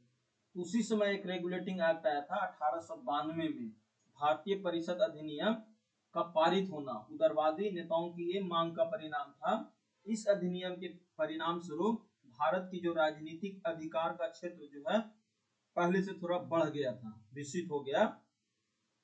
और उदारवादियों की मांग पर सरकार द्वारा जो भारतीय व्यय की समीक्षा है, तो जो बेल्वी आयोग का गठन किया गया था ना, वो किया गया। फिर राष्ट्रीय, अब देखो जब राष्ट्रीय आंदोलन का चरण शुरू हुआ तो अध्यक्षता तो होना ही था। जैसे आपको पता है कि पहला अध्यक्षता हुआ था 1885 में बम्बई में। किसके अध्यक्षता हुए थे? तो बोएम्स चंद बनर्जी का। कितने लोगों ने भाग लिया था? तो 72 लोगों ने भाग लिया था। दूसरा अधिवेशन कहाँ हुआ? तो 1886 में। कौन थे? तो दादा भाई नौरोजी थे। दादा भाई नौरोजी प्रथम पारसी अध्यक्ष थे, तो ये भी पूछा जाएगा, ठीक है, 1886 में। फिर अगला अधिवेशन हुआ 1887 में। कहाँ हुआ? मद्रास में। कौन किए? बदरुद्दीन तैयब जी प्रथम मुस्लिम अध्यक्ष थे, ठीक है, यहाँ तक क्लियर। फिर 1888 में इलाहाबाद में किया गया, जॉर्ज उल थे, जिनकी प्रथम अध्यक्षता किसने किया था? अंग्रेज थे, प्रथम अंग्रेज थे। तो इस तरह से अध्यक्षता लगातार हुआ 85, 86, 87, 88 तक कंटिन्यू स्थापना हुआ। नया नया जोश, नया नया संस्था बना था, तो लगातार हो रही थी। और कांग्रेस के लिए समर्थन प्राप्त करने के लिए 1889 में ब्रिटिश कमेटी ऑफ इंडिया बनी। समझ रहे हो ना, मतलब जैसे इंडिया में तो ये संस्था बनी थी भारतीय राष्ट्रीय कांग्रेस, लेकिन अब विदेश में कोई समर्थन प्राप्त करना तो उसके लिए भी तो कोई संस्था चाहिए ना। तो वहां बनाया गया था, ब्रिटिश कमेटी ऑफ इंडिया बनी थी। इसकी अध्यक्षता किए थे विलियम डिग्री था, विलियम डिग्री। इस संस्था ने लंदन में जो भी भारतीय मसला होता था ना, जो भी प्रॉब्लम होती थी, वो अंग्रेज को अवगत कराने के लिए 1890 में इंडियन नामक पत्रिका का प्रकाशन शुरू किया गया था। तो प्रथम चरण हम लोग को समझ में आ गया, यहाँ तक क्लियर हो गया होगा। तो देखो हम लोगों ने समझ में आ गया। देखो मैंने ये वाला पेज दिखाना चाह रहा था ना, वो सही से एक्सप्लेन नहीं हुआ था। देखो ये हुआ था, तो मैं थोड़ा सा फिर से इसको रिवीजन कर लेता हूँ कि भारतीय धन की बहिर्गमन के लिए ब्रिटिश औपनिक व्यय की जांच के लिए 1895 में क्या लाया गया? तो लॉर्ड वेल्बी आयोग। इसकी अध्यक्षता किसने किया था? रॉयल कमीशन गठित किया गया। इसकी नाम वेल्बी आयोग था। क्यों किया गया था? जो भी धन यहाँ से विदेश जा रहा हो, मतलब अंग्रेज ले जा रहा हो, इसकी अध्यक्षता में और भी प्रतिनिधि को शामिल किया गया था। तो ये सब हम लोगों ने कर लिया। अब चलते हैं आगे। देखो भाई, देखो जब बेल्वी आयोग का गठन हुआ था,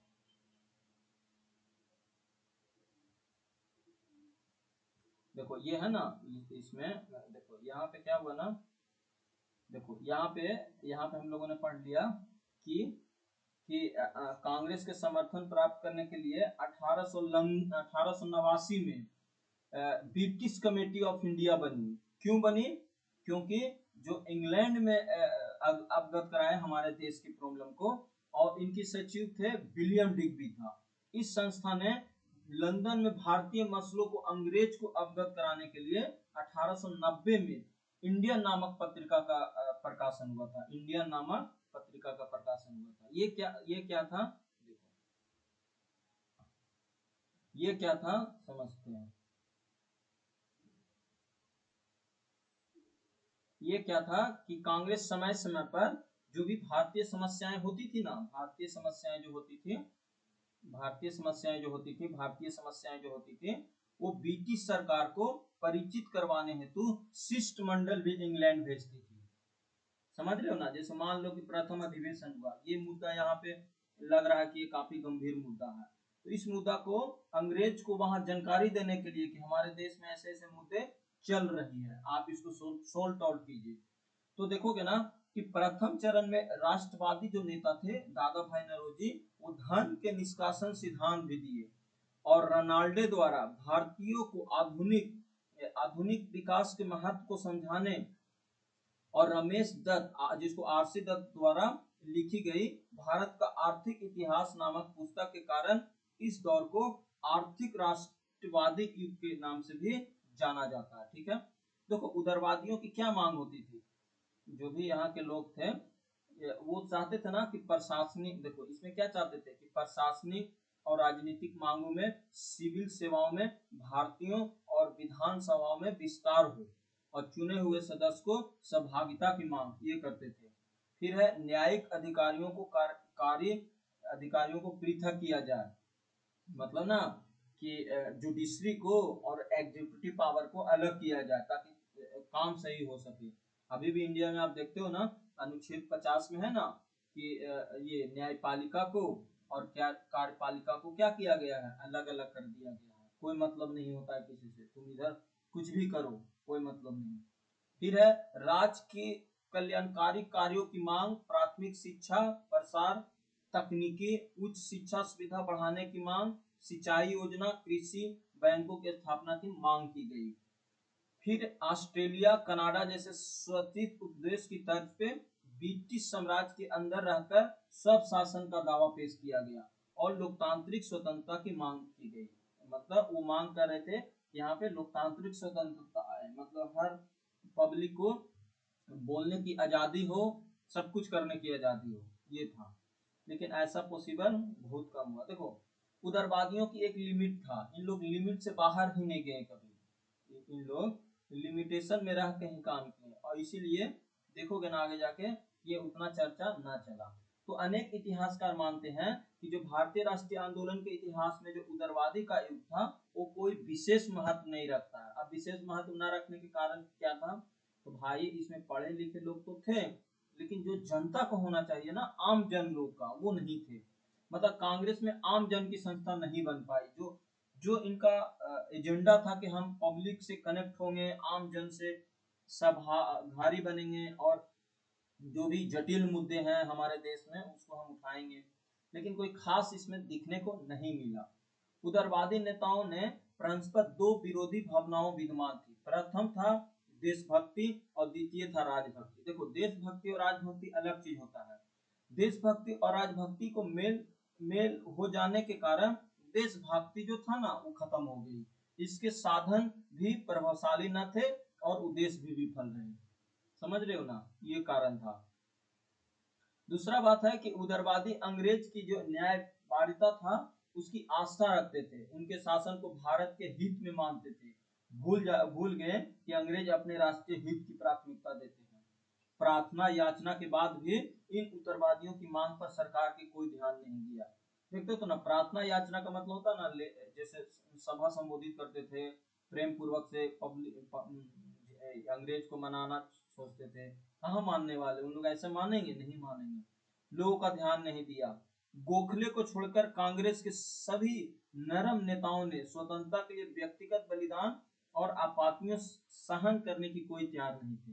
इस प्रकार देखा जाए तो उदारवादी जो अपनी रणनीति में विफल रहे। वास्तविकता तो ये थी कि अंग्रेज दबाव और शक्ति को भाषा समझते थे, प्रार्थना की नहीं। यही तो बात थी कि ये इन लोग जो थे ना अंग्रेज लोग, वो बहुत चुतिया पर्सन थे, मानो ना तो बहुत खत्म वक्त थे। इनको आसानी से नहीं, मतलब नहीं होता है गांधीवादी और भगत सिंह वाले विचारधारा, तो ये आ गया था। तो गांधीवादी छोड़ो ना, देखना जब भगत सिंह की एंट्री होती है नाक में दम कर देते हैं अंग्रेज लोग को। तो ये था, क्योंकि वो बहुत कुछ सहन शक्ति नहीं कर पाते हैं। तो वास्तविकता ये थी कि अंग्रेज के दबाव और शक्ति को भाषा समझते थे, प्रार्थना की नहीं। उदारवादी परिस्थितियों के अनुसार अपनी रणनीति में परिवर्तन नहीं कर सके। देखो इन लोग का जो स्ट्रेटेजी प्लान था वो उतना अच्छा नहीं था, जिस कारण से क्या हुआ, युवा पीढ़ी जो भी स्टूडेंट थे, महिला थी, पढ़े लिखे लोग जो युवा व्यवस्था के थे, वो इनसे कनेक्ट नहीं हो पाए। इसी के कारण ये जो दौर था ना उदारवादी वाला, वो सफल नहीं हो पाया। इसीलिए जो डफरिन था, ये कहा था ना कि कांग्रेस राष्ट्रद्रोहियों की संस्था कहकर पुकारा। मतलब इन लोगों का लगा ना कि जब आप ऐसा संस्था बनाए हो जिसमें ना तो कोई जोश है, ना जुनून है, ना कोई यहाँ पे युवा अवस्था के लोग बात कर रहे हैं, तो ये तो आप राष्ट्र विरोधी वाला काम कर रहे हो। ये थी, ठीक है। तो देखो प्रथम चरण हम लोगों ने अच्छे से समझ लिया, समझ में आ गया। देखो प्रथम चरण की मैं फिर से थोड़ा सा शॉर्ट में रिवीजन कराता हूँ, क्योंकि अगला चरण हम लोग के लिए काफी इंपॉर्टेंट होने वाला है। देखो प्रथम चरण में क्या हुआ, मैं शॉर्ट में रिवीजन कराता हूँ। देखो आप सोच रहे हो सर इतना डिटेल क्यों पढ़ा रहे हो लास्ट मोमेंट में, इससे अच्छा आप एमसीक्यू करा देते हो। देखो भाई एमसीक्यू तो कराना करना ही है, हम लोग को प्रैक्टिस करना ही है, लेकिन अगर आप पढ़े रहोगे ना डिटेल में, तो एमसीक्यू करने में जो आपका कॉन्फिडेंस मिलेगा ना, उसकी अलग ही बात होगी। समझ रहे हो ना। तो इसलिए एक बार एटलीस्ट आप पूरा इतिहास को, खास करके मॉडर्न हिस्ट्री को लिंक कर करके आप पढ़ लो, ठीक है। देखो इतिहास जो है ना, मॉडर्न हिस्ट्री, उसको लिंक करके पढ़ना चाहिए ताकि आपको भूल नहीं सको, लॉन्ग टाइम तक आपको याद रहे। क्वेश्चन किसी भी तरीका से पूछे तो आप ऑप्शन उसको एलिमिनेट करके आप मार सकते हो। देखो ऐसा तो इतिहास बहुत लंबा है, लेकिन हम लोग को कॉन्साइज वे में बहुत सीमित पढ़ना है। आईएएस और यूपीएससी लेवल तक नहीं जाना है। ये बेसिक बुक है जो हम पढ़ रहे हैं ना हम लोग, ये दृष्टि का क्यूब बुक है, ये बेसिक बुक है जो आपका कंसेप्ट को क्या करेगा, क्लियर कर देगा। जो आपकी सोच है ना, जो भारतीय इतिहास के प्रति, उसको आपको चेंज कर देगा। जैसे आप लुसेंट पढ़ते हो, तो लुसेंट में आज तक आपने इतिहास को समझा ही नहीं होगा सही से कि कहाँ क्या है। और ये देखो ये जो है ना कंसाइज वे में स्टेप बाय स्टेप आपको इतिहास को आजादी तक ले जाएगा। तो ये आपको समझ को विकसित करेगा, और जहां आपकी समझ विकसित हो गई, बल्ले बल्ले है, ठीक है। तो ये समझते हैं। देखो सबसे बड़ी बात है ना कि हम लोग शुरू में क्या पढ़े, शुरू में हम लोगों ने यही पढ़ा ना कि इसकी भूमिका क्या रही। तो शुरू में हम लोग यही पढ़ा कि जब हमारा अंग्रेज शोषण कर रहे थे हमारे देश के लोगों के साथ, तो उस समय ऐसा कोई बड़ा मंच नहीं था जो आम पब्लिक लोग उस मंच पे जाके बात रख सके और उसकी सॉल्यूशन किया जा सके। तो इसी समय कांग्रेस की स्थापना हुई। तो आपसे पहला ही क्वेश्चन पूछा जाएगा कि कांग्रेस की स्थापना कब हुई थी। तो 28 दिसंबर 1885 को कांग्रेस की स्थापना हुई थी, ठीक है। फिर है किसने किया था, तो कौन किया था, एक्टो हुम ने किया था। देखो एक्टो हुम ने किया, सचिव बने बोएमचंद बनर्जी, प्रथम अधिवेशन किए, अध्यक्षता किए। तो ये समझ में आ गया। फिर जब कांग्रेस की स्थापना हुआ था तो उस समय इनका नाम भारतीय राष्ट्रीय संघ था। दादा भाई नौरोजी की अध्यक्षता सुझाव से इनको भारतीय राष्ट्रीय कांग्रेस कर दिया गया, ठीक है। जब कांग्रेस की स्थापना हो चुकी थी, इनका मकसद ये था कि समय समय पे हम स्थापना करके अध्यक्षता करके क्या करें, बात को रखें। तो पहला अधिवेशन पुणे में होना था, लेकिन पुणे में क्या हुआ, वहां पे बीमारी फैल गई, प्लेग का बीमारी फैला हुआ था। तो जिसके कारण क्या हुआ, वहां पे अध्यक्षता ना होने के कारण बम्बई में हुआ। वो भी बम्बई में कहा, गोकुल दास तेजपाल संस्कृत कॉलेज में हुआ, ठीक है। पहली अधिवेशन किसकी किसकी अध्यक्षता में, तो बोएमचंद बनर्जी की अध्यक्षता में। सबसे बड़ी बात है कि उस समय जब अध्यक्षता हुआ था ना, तो 72 लोगों ने भाग लिया था, और अधिकांश जो लोग थे वो सारे वर्गों के प्रतिनिधि थे, मतलब सारे लोग थे, कुछ हिंदू भी थे, मुस्लिम भी थे, महिलाएं भी थी, सभी लोग थे, ठीक है। फिर बात किया जाए इसमें, सबसे ज्यादा बंबई प्रांत से थे। इस अधिवेशन की अगर बात करें तो जो अध्यक्षता किए थे वो बोएमचंद बनर्जी थे, और सचिव जो थे वो ओए होम थे, ठीक है। इसमें और लोग भी शामिल हुए थे, ठीक है। फिर ऐसा नहीं कि पहला ही अधिवेशन हुआ, दूसरा अधिवेशन पता है लूसेंट में, आप देखना इसको, 1886 में कलकत्ता में हुआ था, जिनकी अध्यक्षता दादा भाई नौरोजी किए थे, और दादा भाई नौरोजी पहला पारसी अध्यक्ष थे। फिर लगातार 1887 में मद्रास में हुआ, जिनकी अध्यक्षता बदरुद्दीन तैयब जी किए थे, और इसकी अध्यक्षता प्रथम मुस्लिम अध्यक्ष थे।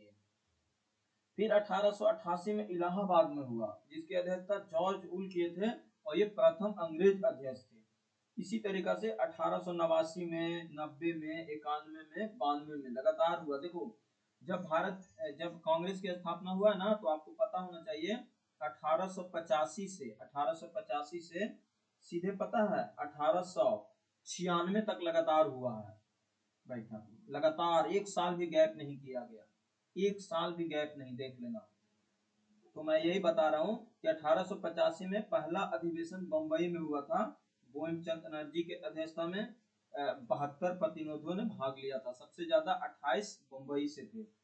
फिर 1886 में दादा भाई नौरोजी ने भाग लिया। तो देखो, अब कांग्रेस का अधिवेशन हम लोग पूरा पढ़ लेते हैं। देखो, मैं यहाँ पे पढ़ाता हूँ कांग्रेस के अधिवेशन, ठीक है, जो मेन इंपोर्टेंट। हम लोगों ने कांग्रेस के अधिवेशन पढ़ लिया ना, तो हम लोग थोड़ा सा इसके बारे में पढ़ लेते हैं, ठीक है। देखो, पहला अधिवेशन देखो मैं लिखूंगा सिर्फ 1885 में हुआ था, 1885 में हुआ। मैं लिखते चलूंगा, आप सुनना मैं जो बोल रहा हूँ। पहला अधिवेशन बंबई में हुआ, कि किसकी अध्यक्षता में, तो बोमचंद बनर्जी की अध्यक्षता में। क्या था विशेष, यहाँ पे 72 प्रतिनिधियों ने भाग लिया था, मतलब हर वर्ग के लोग यहाँ पे भाग लिए थे। इसमें सबसे ज्यादा बंबई प्रांत से थे, कुछ महिलाएं भी थे। देखो, इसको डिटेल हम लोग पढ़ेंगे आगे जाके, लेकिन उतना डिटेल हम लोग को नहीं पढ़ना, उतना डिटेल ना पूछेगा, वो एमसीक्यू के माध्यम से हम लोग कर लेंगे उसको, लेकिन हम लोग फाउंडेशन तो तैयार कर लें इसका। तो हर चीज आप डिटेल भी नहीं पढ़ सकते हो, एमसीक्यू में दे दिया रहता, तो एमसीक्यू में जब पढ़ेंगे ना डिटेल, तो वहां पे मिलेगा, ऐसे क्वेश्चन मिलेंगे। फिर 1886 में हुआ, 1886 में हुआ, जो दादा भाई नौरोजी की अध्यक्षता में हुआ था। कहाँ हुआ था? ये हुआ था बंबई में, ये हुआ था बंबई में, ये बंबई में हुआ। फिर 1886 में कोलकाता में हुआ, जिसकी दादा भाई नौरोजी किए थे, और ये प्रथम पारसी अध्यक्ष थे। फिर 1887 में हुआ, 1887 में हुआ, जो बदरुद्दीन तैयब जी थे, प्रथम मुस्लिम अध्यक्ष थे। फिर 1888 में हुआ, 1888 में हुआ, जो जॉर्ज यूल थे, इलाहाबाद में हुआ था, प्रथम अंग्रेज अध्यक्ष थे, ठीक है। फिर 1889 में बंबई में हुआ, जिनका सर विलियम बेडन थे। फिर 1890 में कलकत्ता में हुआ, सर फिरोज शाह मेहता थे। फिर 1891 में नागपुर में हुआ, पी आनंद चार्लू थे। फिर 1892 में इलाहाबाद में हुआ, बोमचंद बनर्जी थे। फिर से बोमचंद बनर्जी ने अध्यक्षता किए थे, पहला अध्यक्षता, और फिर 1892 में किए थे। फिर 1893 में, ये 1886 में, 1893 में दादा भाई नौरोजी ने फिर अध्यक्षता किए, कहाँ? लाहौर में किए थे। फिर 1894 में अल्फ्रेड बेव, जो है ना, बेव ब्रिटिश संसद के एक आयरिश अध्यक्ष थे, वो किए थे। फिर 1895 में पुणे में हुए, जिनका अध्यक्षता सुरेंद्र नाथ बनर्जी ने किए थे। और सबसे अच्छी बात है कि 1896 में कांग्रेस का अधिवेशन हुआ, जिनकी अध्यक्षता रहीमतुल्ला सयानी किए थे। पहली बार वंदे मातरम गाया गया था यहाँ, कहाँ? कलकत्ता में। ये पूछ सकता है कि पहली बार वंदे मातरम कहाँ गाया गया था, तो कलकत्ता के अधिवेशन में। किसकी अध्यक्षता में? तो रहीमतुल्ला सयानी की अध्यक्षता में। कहाँ? कलकत्ता में। कब? 1886 में। तो ये हम लोग को कंप्लीट हो गया। और भी अध्यक्षता देखो, और बहुत सारे अध्यक्षता हुए हैं, लेकिन सबसे अध्यक्षता जो है ना, लगातार यही हुआ। फिर 1897 में हुआ, 98 में हुआ, 99 में हुआ, 1900, 1901, 1902, 1903, 1904 तक लगातार हुआ। मतलब अगर देखोगे ना, तो 1885 से लगातार हो रही है। इसमें ज्यादा से ज्यादा इम्पोर्टेंट शुरुआती वाला जो है ना, कि इसका विशेष क्या रहा, वो ज्यादा एग्जाम के लिए इम्पोर्टेंट हो सकता है, ठीक है। तो हम लोगों ने कांग्रेस का जो प्रथम चरण का जो था, जिसमें उदारवादी लोग थे, उसकी हम लोगों ने पढ़ लिया, इसकी अध्यक्षता कौन किसने किया था, ठीक है। तो यहाँ तक हम लोगों को कंप्लीट हो गया होगा। मैं यही समझ रहा हूँ कि आपको समझ में आ गया होगा। यहाँ तक हम लोगों ने समझ लिया, उदारवादी का चरण हम लोगों ने समझ लिया, ठीक है।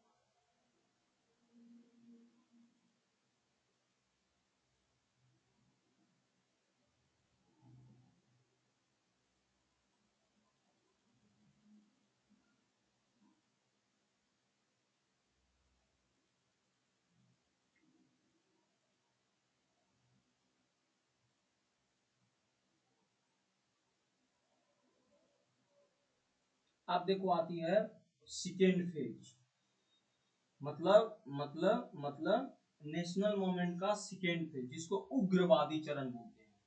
देखो पहला चरण उदारवादी, दूसरा उग्रवादी और तीसरा गांधीवादी। तो गांधीवादी जो आते हैं ना, वो अंग्रेज को आजाद दिलाने का पूरा काम करते हैं, ठीक है।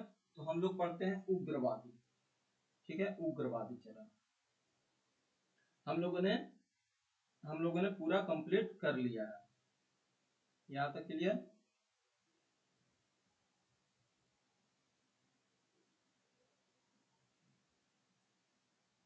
देखो अब आते हैं उग्रवादी चरण। देखो भाई उग्रवादी चरण में क्या हुआ था। देखो हमारा जो पहला उग्रवादी चरण रहा, उसमें तो कांग्रेस की स्थापना हो गई, बहुत सारे अधिवेशन हो गए, बहुत सारे काम हुए, ऐसा नहीं कि उसमें काम नहीं हुआ। जैसे ये क्या बोलते हो, दिल्ली आयोग की स्थापना हुआ, फिर भारतीय सुधार समिति की स्थापना हुआ, फिर बहुत सारे काम हुए उसमें। लेकिन उतना चर्चा नहीं चल पाया। क्यों नहीं चल पाया? क्योंकि पब्लिक से कनेक्ट नहीं हो पाया वो उग्रवादी। क्योंकि वहां के लोग जो थे ना, उसमें पढ़े लिखे लोग ज्यादा थे, और उन लोग शांति स्वभाव से कोई भी सोच रहे थे ना कि जो होती है ना डेमोक्रेटिक वाले काम, शांति से बैठ के बात को सुलझा के अंग्रेज को रखे, अंग्रेज मान ले। क्या संभव है? ऐसा नहीं थे। और अंग्रेज ऐसा मानने वाले कहाँ थे? नहीं मानते थे। तो वो जो था ना, उदारवादी चरण समाप्त हो गया, मतलब फेल हो गया।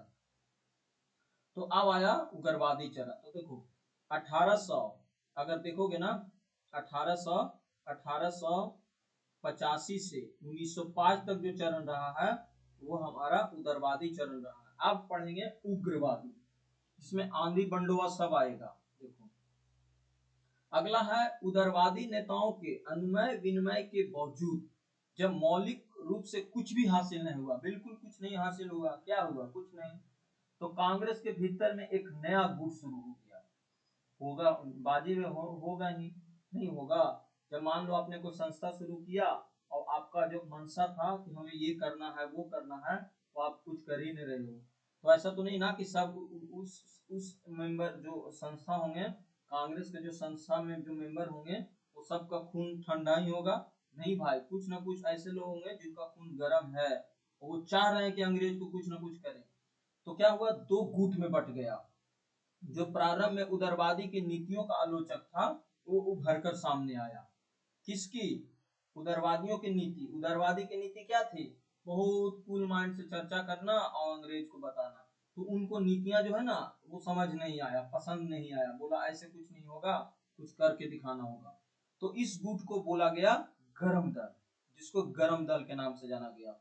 जो 1905 से 1906 तक कांग्रेस के भीतर में एक गुट का स्पष्ट प्रभाव दिखने लगा, और कांग्रेस के उग्रवादी और आदिवादी कहे जाने वाले जो नेता थे, जिसमें से लाला लाजपत राय, बाल गंगाधर तिलक और बिपिन चंद्र पाल, लाल बाल पाल और अरविंद घोष, ये आदि प्रमुख थे। इन नेताओं ने स्वराज की प्राप्ति, मतलब हमें आजादी चाहिए बस, और कुछ नहीं, इधर उधर की बातें हमें नहीं चाहिए, हमें आजादी चाहिए, स्वराज चाहिए, अपना प्रमुख लक्ष्य और उद्देश्य बना दिया। इन लोग का एजेंडा यही था कि हमें आजादी चाहिए, इधर उधर की बातें नहीं चाहिए। तो गरम दल के नाम से जाना गया। क्या? उग्रवादी चरण। कब से कब तक था ये? 1905 से 1909 1919 तक चला। इसमें देखा गया ना कि यहाँ दो गुट में बट गए। एक तो नरम दल, जो नरम दल वाले जो थे उदारवादी, वो खत्म, और एक थे गरम दल। तो गरम दल में देखोगे ना, तो लाला लाजपत राय, बाल गंगाधर तिलक, बिपिन चंद्रपाल और अरविंद घोष थे। इन नेताओं ने स्वराज की प्राप्ति में ही अपना प्रमुख लक्ष्य और उद्देश्य बनाया। ठीक है। देखो उग्रवादी होने का कारण क्या था? तो उग्रवादी होने का बिल्कुल बहुत सारे कारण थे, कि जो अंग्रेज के द्वारा कांग्रेस के अनुनय विनिमय और मांगों पर ध्यान न दिए जाने के कारण राजनीतिक रूप से जागृत और कांग्रेस का एक वर्ग असंतुष्ट हो गया, और वो चाह रहे थे ना कि आंदोलन को कोई दूसरा रास्ता अपनाने पर विचार करने लगे। उनका विश्वास था कि सब शासन भारत के विकास और आत्मनिर्भरता का मार्ग प्रशस्त कर सकता है। ठीक है, ये थी। और भी बहुत सारे कारण थे, जैसे जनता को भड़काने वाली नीति। वर्नाकुलस प्रेस एक्ट कब आया था? 1878 में आया था। देखो वर्नाकुलस जो प्रेस एक्ट था ना, वो आप सभी को पता होगा, ये एक एक पेपर था, मतलब पेपर था जो चाहते थे ना कि अपनी भाषा में पब्लिक को, लोगों के द्वारा जागरूक कराएं। हर तरह की भाषाएं यहाँ पे थी, जिसको 1877 में वर्नाकुलस प्रेस एक्ट कहा जाता है।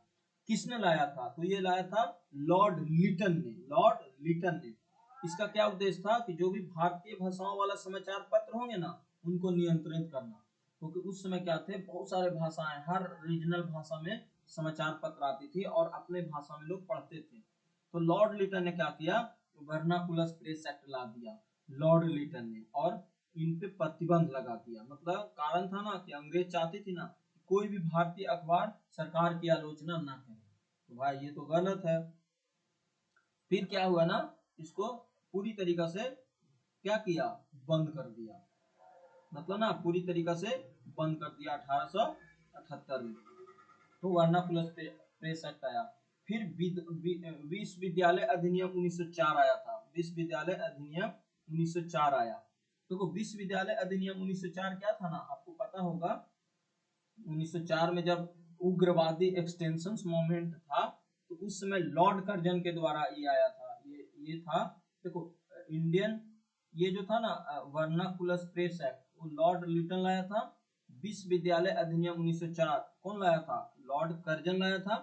ये क्या था, भारत में जो शिक्षा और विश्वविद्यालय पर अंग्रेजी सरकार का नियंत्रण बढ़ाना था। समझ रहे हो ना?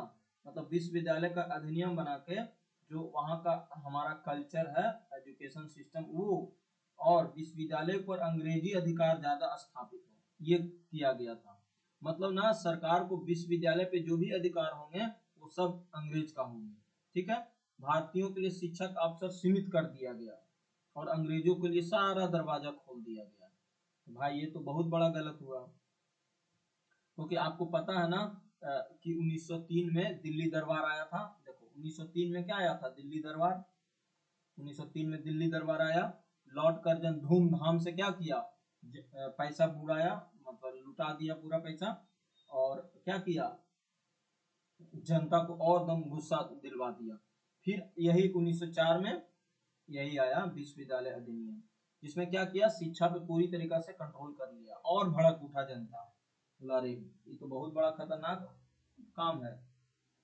फिर देखो, फिर आया official secret act. Official secret act आया। तो देखो ऑफिशियल सीक्रेट एक्ट आया ना, मतलब सीधा समझो 1904 पर जो था ना, वो भारतीयों को गुलाम बनाना था, बस सिंपल। फिर आया ऑफिशियल सीक्रेट एक्ट 1904 में, ये भी आया। फिर देखो आया बंगाल विभाजन। आपने पूरा पढ़ा होगा, बंगाल विभाजन कैसे हुआ, क्या हुआ, पूरा आपने पीछे वाले पढ़े होंगे। अरे अभी पढ़ेंगे, पीछे कैसे पढ़ेंगे। बंगाल विभाजन हुआ। बंगाल विभाजन किसके कारण हुआ? 1905 के कारण। देखो ये जो कर्जन था ना, ये कर्जन, वो काफी चुतिया पर्सन था, मानो ना। तो इंडिया को ये चाह रहा था ना कि कम से कम समय में नहस तहस कर दे। ये इतना खतरनाक आदमी था कि तुम सोच नहीं सकते हो। देख रहे हो ना कौन कौन सा एक्ट लाता है। पहले तो वर्नाकुलस प्रेस एक्ट लाया, लिटन लाया था वो। लेकिन विश्वविद्यालय अधिनियम लाया 1904 में। विश्वविद्यालय अधिनियम लाने की क्या जरूरत थी? ताकि हमारा जो कल्चर है ना वो बढ़े और पूरी तरीका से गुलाम हो सके। फिर इंडियन ऑफिशियल सीक्रेट आया 1904 में। सटले इन्होंने बंगाल विभाजन कर दिया। इससे क्या हुआ ना कि जो विभिन्न सामाजिक आर्थिक सुधार थे ना, उसमें बहुत बड़ा प्रभाव पड़ा। ठीक है। और भी बहुत सारे कारण थे, जैसे इटली में देखो उस समय ऐसा नहीं कि ये तो घटना यहाँ चल रही थी, अंतरराष्ट्रीय घटना भी चल रही थी बाहर में। जैसे इटली में इथोपिया पर पराजित होना, इटली का इथोपिया पर पराजित होना। फिर जापान द्वारा रूस को पराजित करना 1904 से 5 में किया गया था। इसके अलावा आयरलैंड, तुर्की, चीन आदि में होने वाले जनवादी आंदोलन, वहां पे भी बहुत बड़ा आंदोलन शुरू हो चुका था। इससे युवाओं के मन में बैठी कि यूरोपीय अराजकता का मिथक टूट गया। देखो इसकी बात समझो। ये बोल रहे हैं ना कि ऐसा नहीं भाई कि आप मेरे देश को गुलाम बना के बैठे हो। बहुत सारे दोस्त तो आपके खिलाफ भी हैं। समझ रहे हो ना, आपके खिलाफ भी हैं। तो क्या आप उसको नहीं करोगे? तो थोड़ा सा अंग्रेज ये भारतीयों को अच्छा फील हुआ, नहीं उधर जब हो रही है, एक दूसरे देश को हराया जा रहा है, हम यहाँ क्यों ठंडा बैठे, हमको भी कुछ करना चाहिए। समझ रहे हो ना? सबसे बड़ी बात है ना, एक और बात है कि 1896 से 1906 के बीच में भयंकर अकाल पड़ा। जैसे दिल्ली दरबार मैंने बोला ना 1903 में हुआ था, दिल्ली दरबार 1903 में हुआ, एक लास्ट हुआ 1911 में हुआ लास्ट में। तो दिल्ली दरबार हुआ, उसमें पता है पूरा पैसा बुड़ा दिया गया, मतलब पानी की तरह बहाया गया पैसा, ऐसा लगा कि बाप का खजाना है, पूरा पैसा उड़ा दिया गया। फिर क्या हुआ ना, जो तिलक साहब थी, बाल गंगाधर तिलक, राष्ट्रवादी नेता के राजद्रोह का मुकदमा, लंबे कारावास के लिए सजा दिया जाना आदि, ये सब जो था ना बहुत रहा, मतलब ना देखा जाना काफी खतरनाक स्थिति रही है। तो देखो क्या क्या रहा, वर्नाकुलस प्रेस एक्ट 1878 में आया, जो क्या किया था, भारतीय भाषाओं के अखबारों पे सेंसर लगाना, बहुत चुतिया वाला काम किया। विश्वविद्यालय अधिनियम, शिक्षा पे सरकारों का नियंत्रण, मतलब ना कि अपना शिक्षा को बढ़ावा देना और भारतीय जो शिक्षा होगी उसको सीमित करना, ये भी बहुत बड़ा हरामी वाला काम किया। फिर था इंडियन ऑफिशियल सीक्रेट एक्ट 1904 में आया, ये सरकार की जो भी दस्तावेज होगी उसको गुप्त रखने का कानून बनाया गया ताकि जनता सच ना जान सके, बिल्कुल ऐसा ही था। 1904 में जो इंडियन ऑफिशियल सीक्रेट एक्ट लाया था, देखो ये था ना ऑफिशियल सीक्रेट एक्ट, इसमें ये बोला गया था कि जो भी अंग्रेज के जो भी सीक्रेट सरकारी दस्तावेज होंगे उनको गुप्त रखा जाएगा, और ताकि सच्चाई जनता ना जान सके। और सबसे ज्यादा खतरनाक हुआ 1905 वाला बंगाल विभाजन, ये तो इतना खतरनाक हुआ ना कि हिंदू मुस्लिम को आपस में फूट डाल के और बंगाल ही विभाजन कर दिया गया। इन सब से देखा जाए भाई तो जनता के खिलाफ जानते हो ना काफी असंतोष भड़क उठा, बोला रे भोसड़ी इतना साला तुम लोग कर ही रहे हो, सॉरी सॉरी गर्ल्स लोग ही देखेंगे तो कहीं तुम कौन आदमी हो, सॉरी भाई मेरा वर्ड वापस लेते हैं। भाई मेरा जब भी मैं मॉडर्न हिस्ट्री पढ़ता हूँ ना तो मेरे अंदर बहुत गुस्सा आता है। क्या हुआ ना कि अंग्रेज लोग के खिलाफ जो आम जन लोग थे वो काफी भड़क उठे, असंतोष भड़क उठा। तो अब असंतोष भड़क उठा तो क्या हुआ, सामाजिक सुधार के लिए कुछ ना कुछ तो आंदोलन करना पड़ेगा ना, ऐसे नहीं करोगे तो कैसे काम चलेगा। तो इसी घटनाओं के इसी इसी सब घटनाओं के परिणाम स्वरूप भावनाओं का जन्म हुआ, और स्वराज की मांग से नहीं संघर्ष से प्राप्त होगा। अब शांति से कोई काम नहीं चलेगा, इसके लिए मुझे क्या करना चाहिए, अब रोड पे उतरना होगा, धरना देना होगा, प्रोटेस्ट करेंगे और लाठी खाएंगे, जो होगा करेंगे, लेकिन आजादी दिला कर रहेंगे। तो भारतीय क्रांतिकारियों का संवैधानिक आंदोलन से विश्वास उठ गया, मतलब जो उग्रवादी हुआ था ना उदम शांति से सोच रहे थे कि हम संवैधानिक आंदोलन से काम चला लें, जैसे आगे जाके गांधी जी अपना ये रूट उठाते हैं, लेकिन उनका सिचुएशन अलग है, ये था। लेकिन कुछ फर्क ही नहीं पड़ रहा था अंग्रेज को, कुछ सुनता ही नहीं थे। तो क्या हुआ ना कि अंततः स्वतंत्रता आंदोलन का प्रभाव उग्र हो गया और राष्ट्रवाद या उग्रवाद कहलाया। तो शुरू क्या होती है 1885 से 1905 वाला जो है ना, ये नहीं नहीं ये तो उग्रवादी था, 1905 से जो 1919 वाला घटना घटती है वो उग्रवादी कहलाती है। तो ये समझ में आ गया होगा, ठीक है। देखो अब इस घटना में ऐसा क्यों हुआ, ऐसा क्यों हुआ, तो देखो सबसे पहले आपको और भी इसमें बताया गया ना कि जापान द्वारा रूस की हार। भाई जापान क्या इतना कमजोर है, जापान ने रूस को अटक दिया, हरा दिया, और रूस को हरा दिया। तो ये पहली बार हुआ कि कोई एक एशियाई देश ने यूरोपीय देश को हरा दिया। तो भारत क्यों पीछे रहेगा, भारत इतना कमजोर है। सोचो ना जापान तो हमारा एशियाई देश है और रूस एक यूरोपीय देश है, उसको हरा दिया। फिर चीन, तुर्की, ईरान ने भी राष्ट्रवादी आंदोलन वहां देखने को मिला। इन देशों में देखा गया जो संघर्ष देखा गया ना, तो जो भारतीय थे ना, भारतीय आमजन, उनको पूरा आत्मविश्वास बढ़ा, अरे भैया वहां साला इतना संघर्ष हो रहा है आजादी के लिए, तो हम यहाँ बैठ के घंटा बजाएंगे, हमको भी आजादी करना चाहिए। तो उन्होंने भी शुरू कर दिया, ठीक है। फिर भारतीय नेताओं ने भी आगे बढ़ चढ़ के हिस्सा लिया, जैसे इसमें क्या थे, बाल गंगाधर तिलक, लाला लाजपत राय, बिपिन चंद्रपाल, फिर अरविंद घोष, ये सब जो थे ना वो सीधा बोले नहीं अब मुझे स्वराज की मांग करेंगे। और यहीं पे एक नारा दिया था कौन, बाल गंगाधर तिलक, सीधे बोले थे कि स्वराज मेरा जन्म से अधिकार है, मैं इसे लेके रहूंगा। यही बोले थे कौन, स्वराज मेरा जन्म से अधिकार है, मैं इसे लेकर रहूंगा, बाल गंगाधर तिलक ने बोले थे। आगे पढ़ेंगे हम लोग। तो उसमें और डिटेल मिलेगा। सोच रहे हो ना कितना घटना घटी। 1903 में दिल्ली दरबार लगा, पानी की तरह पैसा बहाया गया, पानी की तरह पैसा बहा दिया गया। 1904 में विश्वविद्यालय अधिनियम आया, गुलाम किया गया शिक्षा को। 1905 में फिर आया 1904 में इंडियन सीक्रेट एक्ट, जिसमें जो भी सरकारी दस्तावेज होंगे उसको गुप्त रखा जाएगा ताकि आम पब्लिक को जानकारी ना मिल सके। और 1905 में बंगाल विभाजन हुआ धर्म के आधार पे, ठीक है, ये हुई। तो यहाँ तक हम लोगों ने। हाँ, और फिर 1878 में वर्नाकुलर प्रेस एक्ट आया था। किसने लाया था, किसने लाया था, किसने लाया था, किसने लाया था? ये लाया था लॉर्ड लिटन ने, लॉर्ड लिटन ने लाया था, लॉर्ड लिटन ने। तो ये भी आपसे पूछा जाएगा, ठीक है। ये सब घटनाएं देख के उग्रवादी चरण शुरू होता है। ऐसा नहीं कि उग्रवादी चरण का कोई विशेष कारण रहा हो, नहीं, यही सब कारण के कारण उग्रवादी चरण शुरू होती है, ठीक है।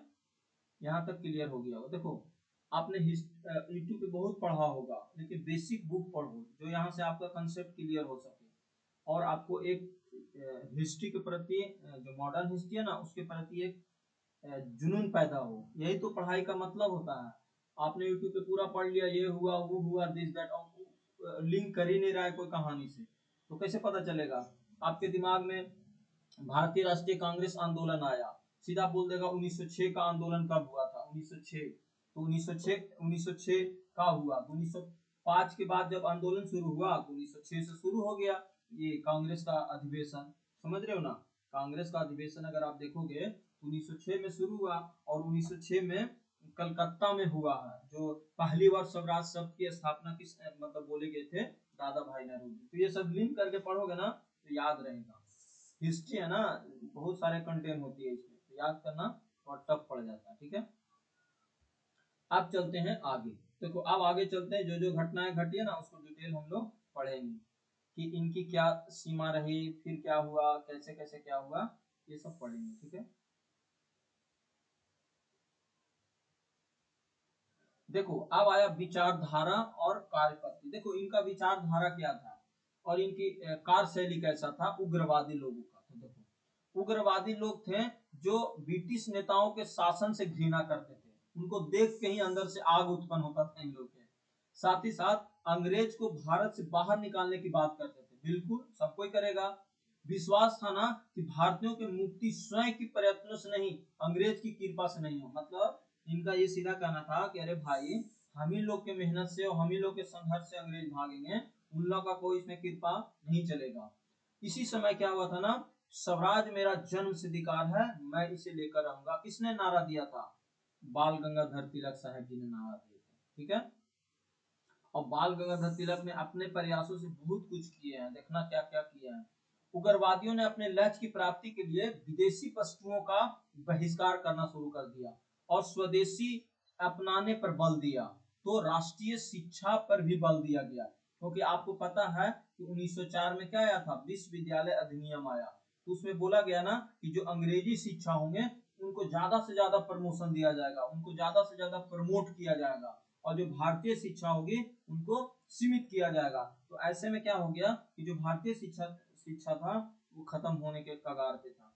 देखो मैं तो इस शिक्षा को समझता हूँ, क्योंकि इंग्लिश देखते हो ना कितना, सब उन्हीं का देना है, ठीक है। फिर ये हुआ, तो ये सब हो गया। फिर है उग्रवादी विचारधारा में समर्थक में जो बाल गंगाधर तिलक ने थे, वो राष्ट्रवाद की पहचान हेतु हिंदुत्व की भावना की। देखो ये बहुत चालाक थे, इन लोग को लग रहा था कि नहीं ऐसे प्लानिंग कुछ तो करना पड़ेगा। इन्होंने धर्म को बीच में जोड़ दिया, और आप जानते हो कि जहां धर्म की बात आती है ना तो अच्छे अच्छे लोग की ऊर्जा खिल जाती है। तो बाल गंगाधर तिलक ने भी यही टेक्निक अपनाया। इन्होंने क्या किया, तिलक ने 1893 में गणपति महोत्सव और 1895 में शिवाजी महोत्सव शुरू किया, और तिलक ने भी धर्म को राजनीतिक शस्त्र के रूप में प्रयोग कर लिया। यही तो चाह रहे थे कि नहीं धर्म को इसमें लिंक करो, आग फैलाओ, और उन लोगों को बताओ कि देखो हमारा जो कल्चर है, हमारा जो कल्चर है हमारे हिंदुत्व वाला, वो अंग्रेज खत्म कर रहे हैं। तो पब्लिक को तो और गुस्सा आएगा, और यही गुस्सा आगे ले जाके काम करेगा। तो ये क्या किए, ये क्या बोलते हो, बाल गंगाधर तिलक जी ने 1893 में गणपति महोत्सव और 1895 में शिवाजी महोत्सव शुरू किया, ठीक है।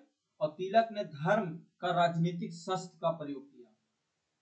उग्रवादियों ने क्रांतिकारी राष्ट्रवादी की नीति अपनाई। इसी क्रम में असहयोग, धरना, प्रदर्शन करना, न्यायपूर्ण कानून का उल्लंघन करना की बात की गई। बोली कुछ भी होगा, कोई भी कानून होगा उल्लंघन करो, असहयोग करो, मतलब ये क्या बोलते हो, अंग्रेज को कोई भी काम में सहयोग मत करो, जहां मन करे धरना दो, डरो मत, जो करना है करो, सब होगा। फिर क्या हुआ, इन्होंने उग्रवादी, प्रार्थना पत्र, स्मरण जैसे साधनों पे विश्वास करना सीधे बंद कर दिया। बोले ये सब बात से काम नहीं चलेगा। ऐसा ऐसा करने से उदारवादी राजनीति उन्होंने भिक्षावृत्ति की संज्ञा दी गई, ठीक है, समझ रहे हो, विश्वास रखते थे। और दर्शक उग्रवादी राजनीतिक साधनों जैसे हड़ताल करना, बहिष्कार करना, प्रदर्शन करना, ये सब इन लोग के प्रयोग में बल दे रहे थे। मतलब इन लोग के जीवन चर्या बन गया, क्योंकि ये जान रहे थे कि यही सबसे अंग्रेज कुछ फर्क पड़ेगा, नहीं तो ऐसे कोई फर्क नहीं पड़ेगा। समझ रहे हो ना, ये थी। फिर है कि आंदोलन को प्रभावी बनाने के लिए राष्ट्रीय शिक्षा की योजना के तहत, रुको रुको एक मिनट,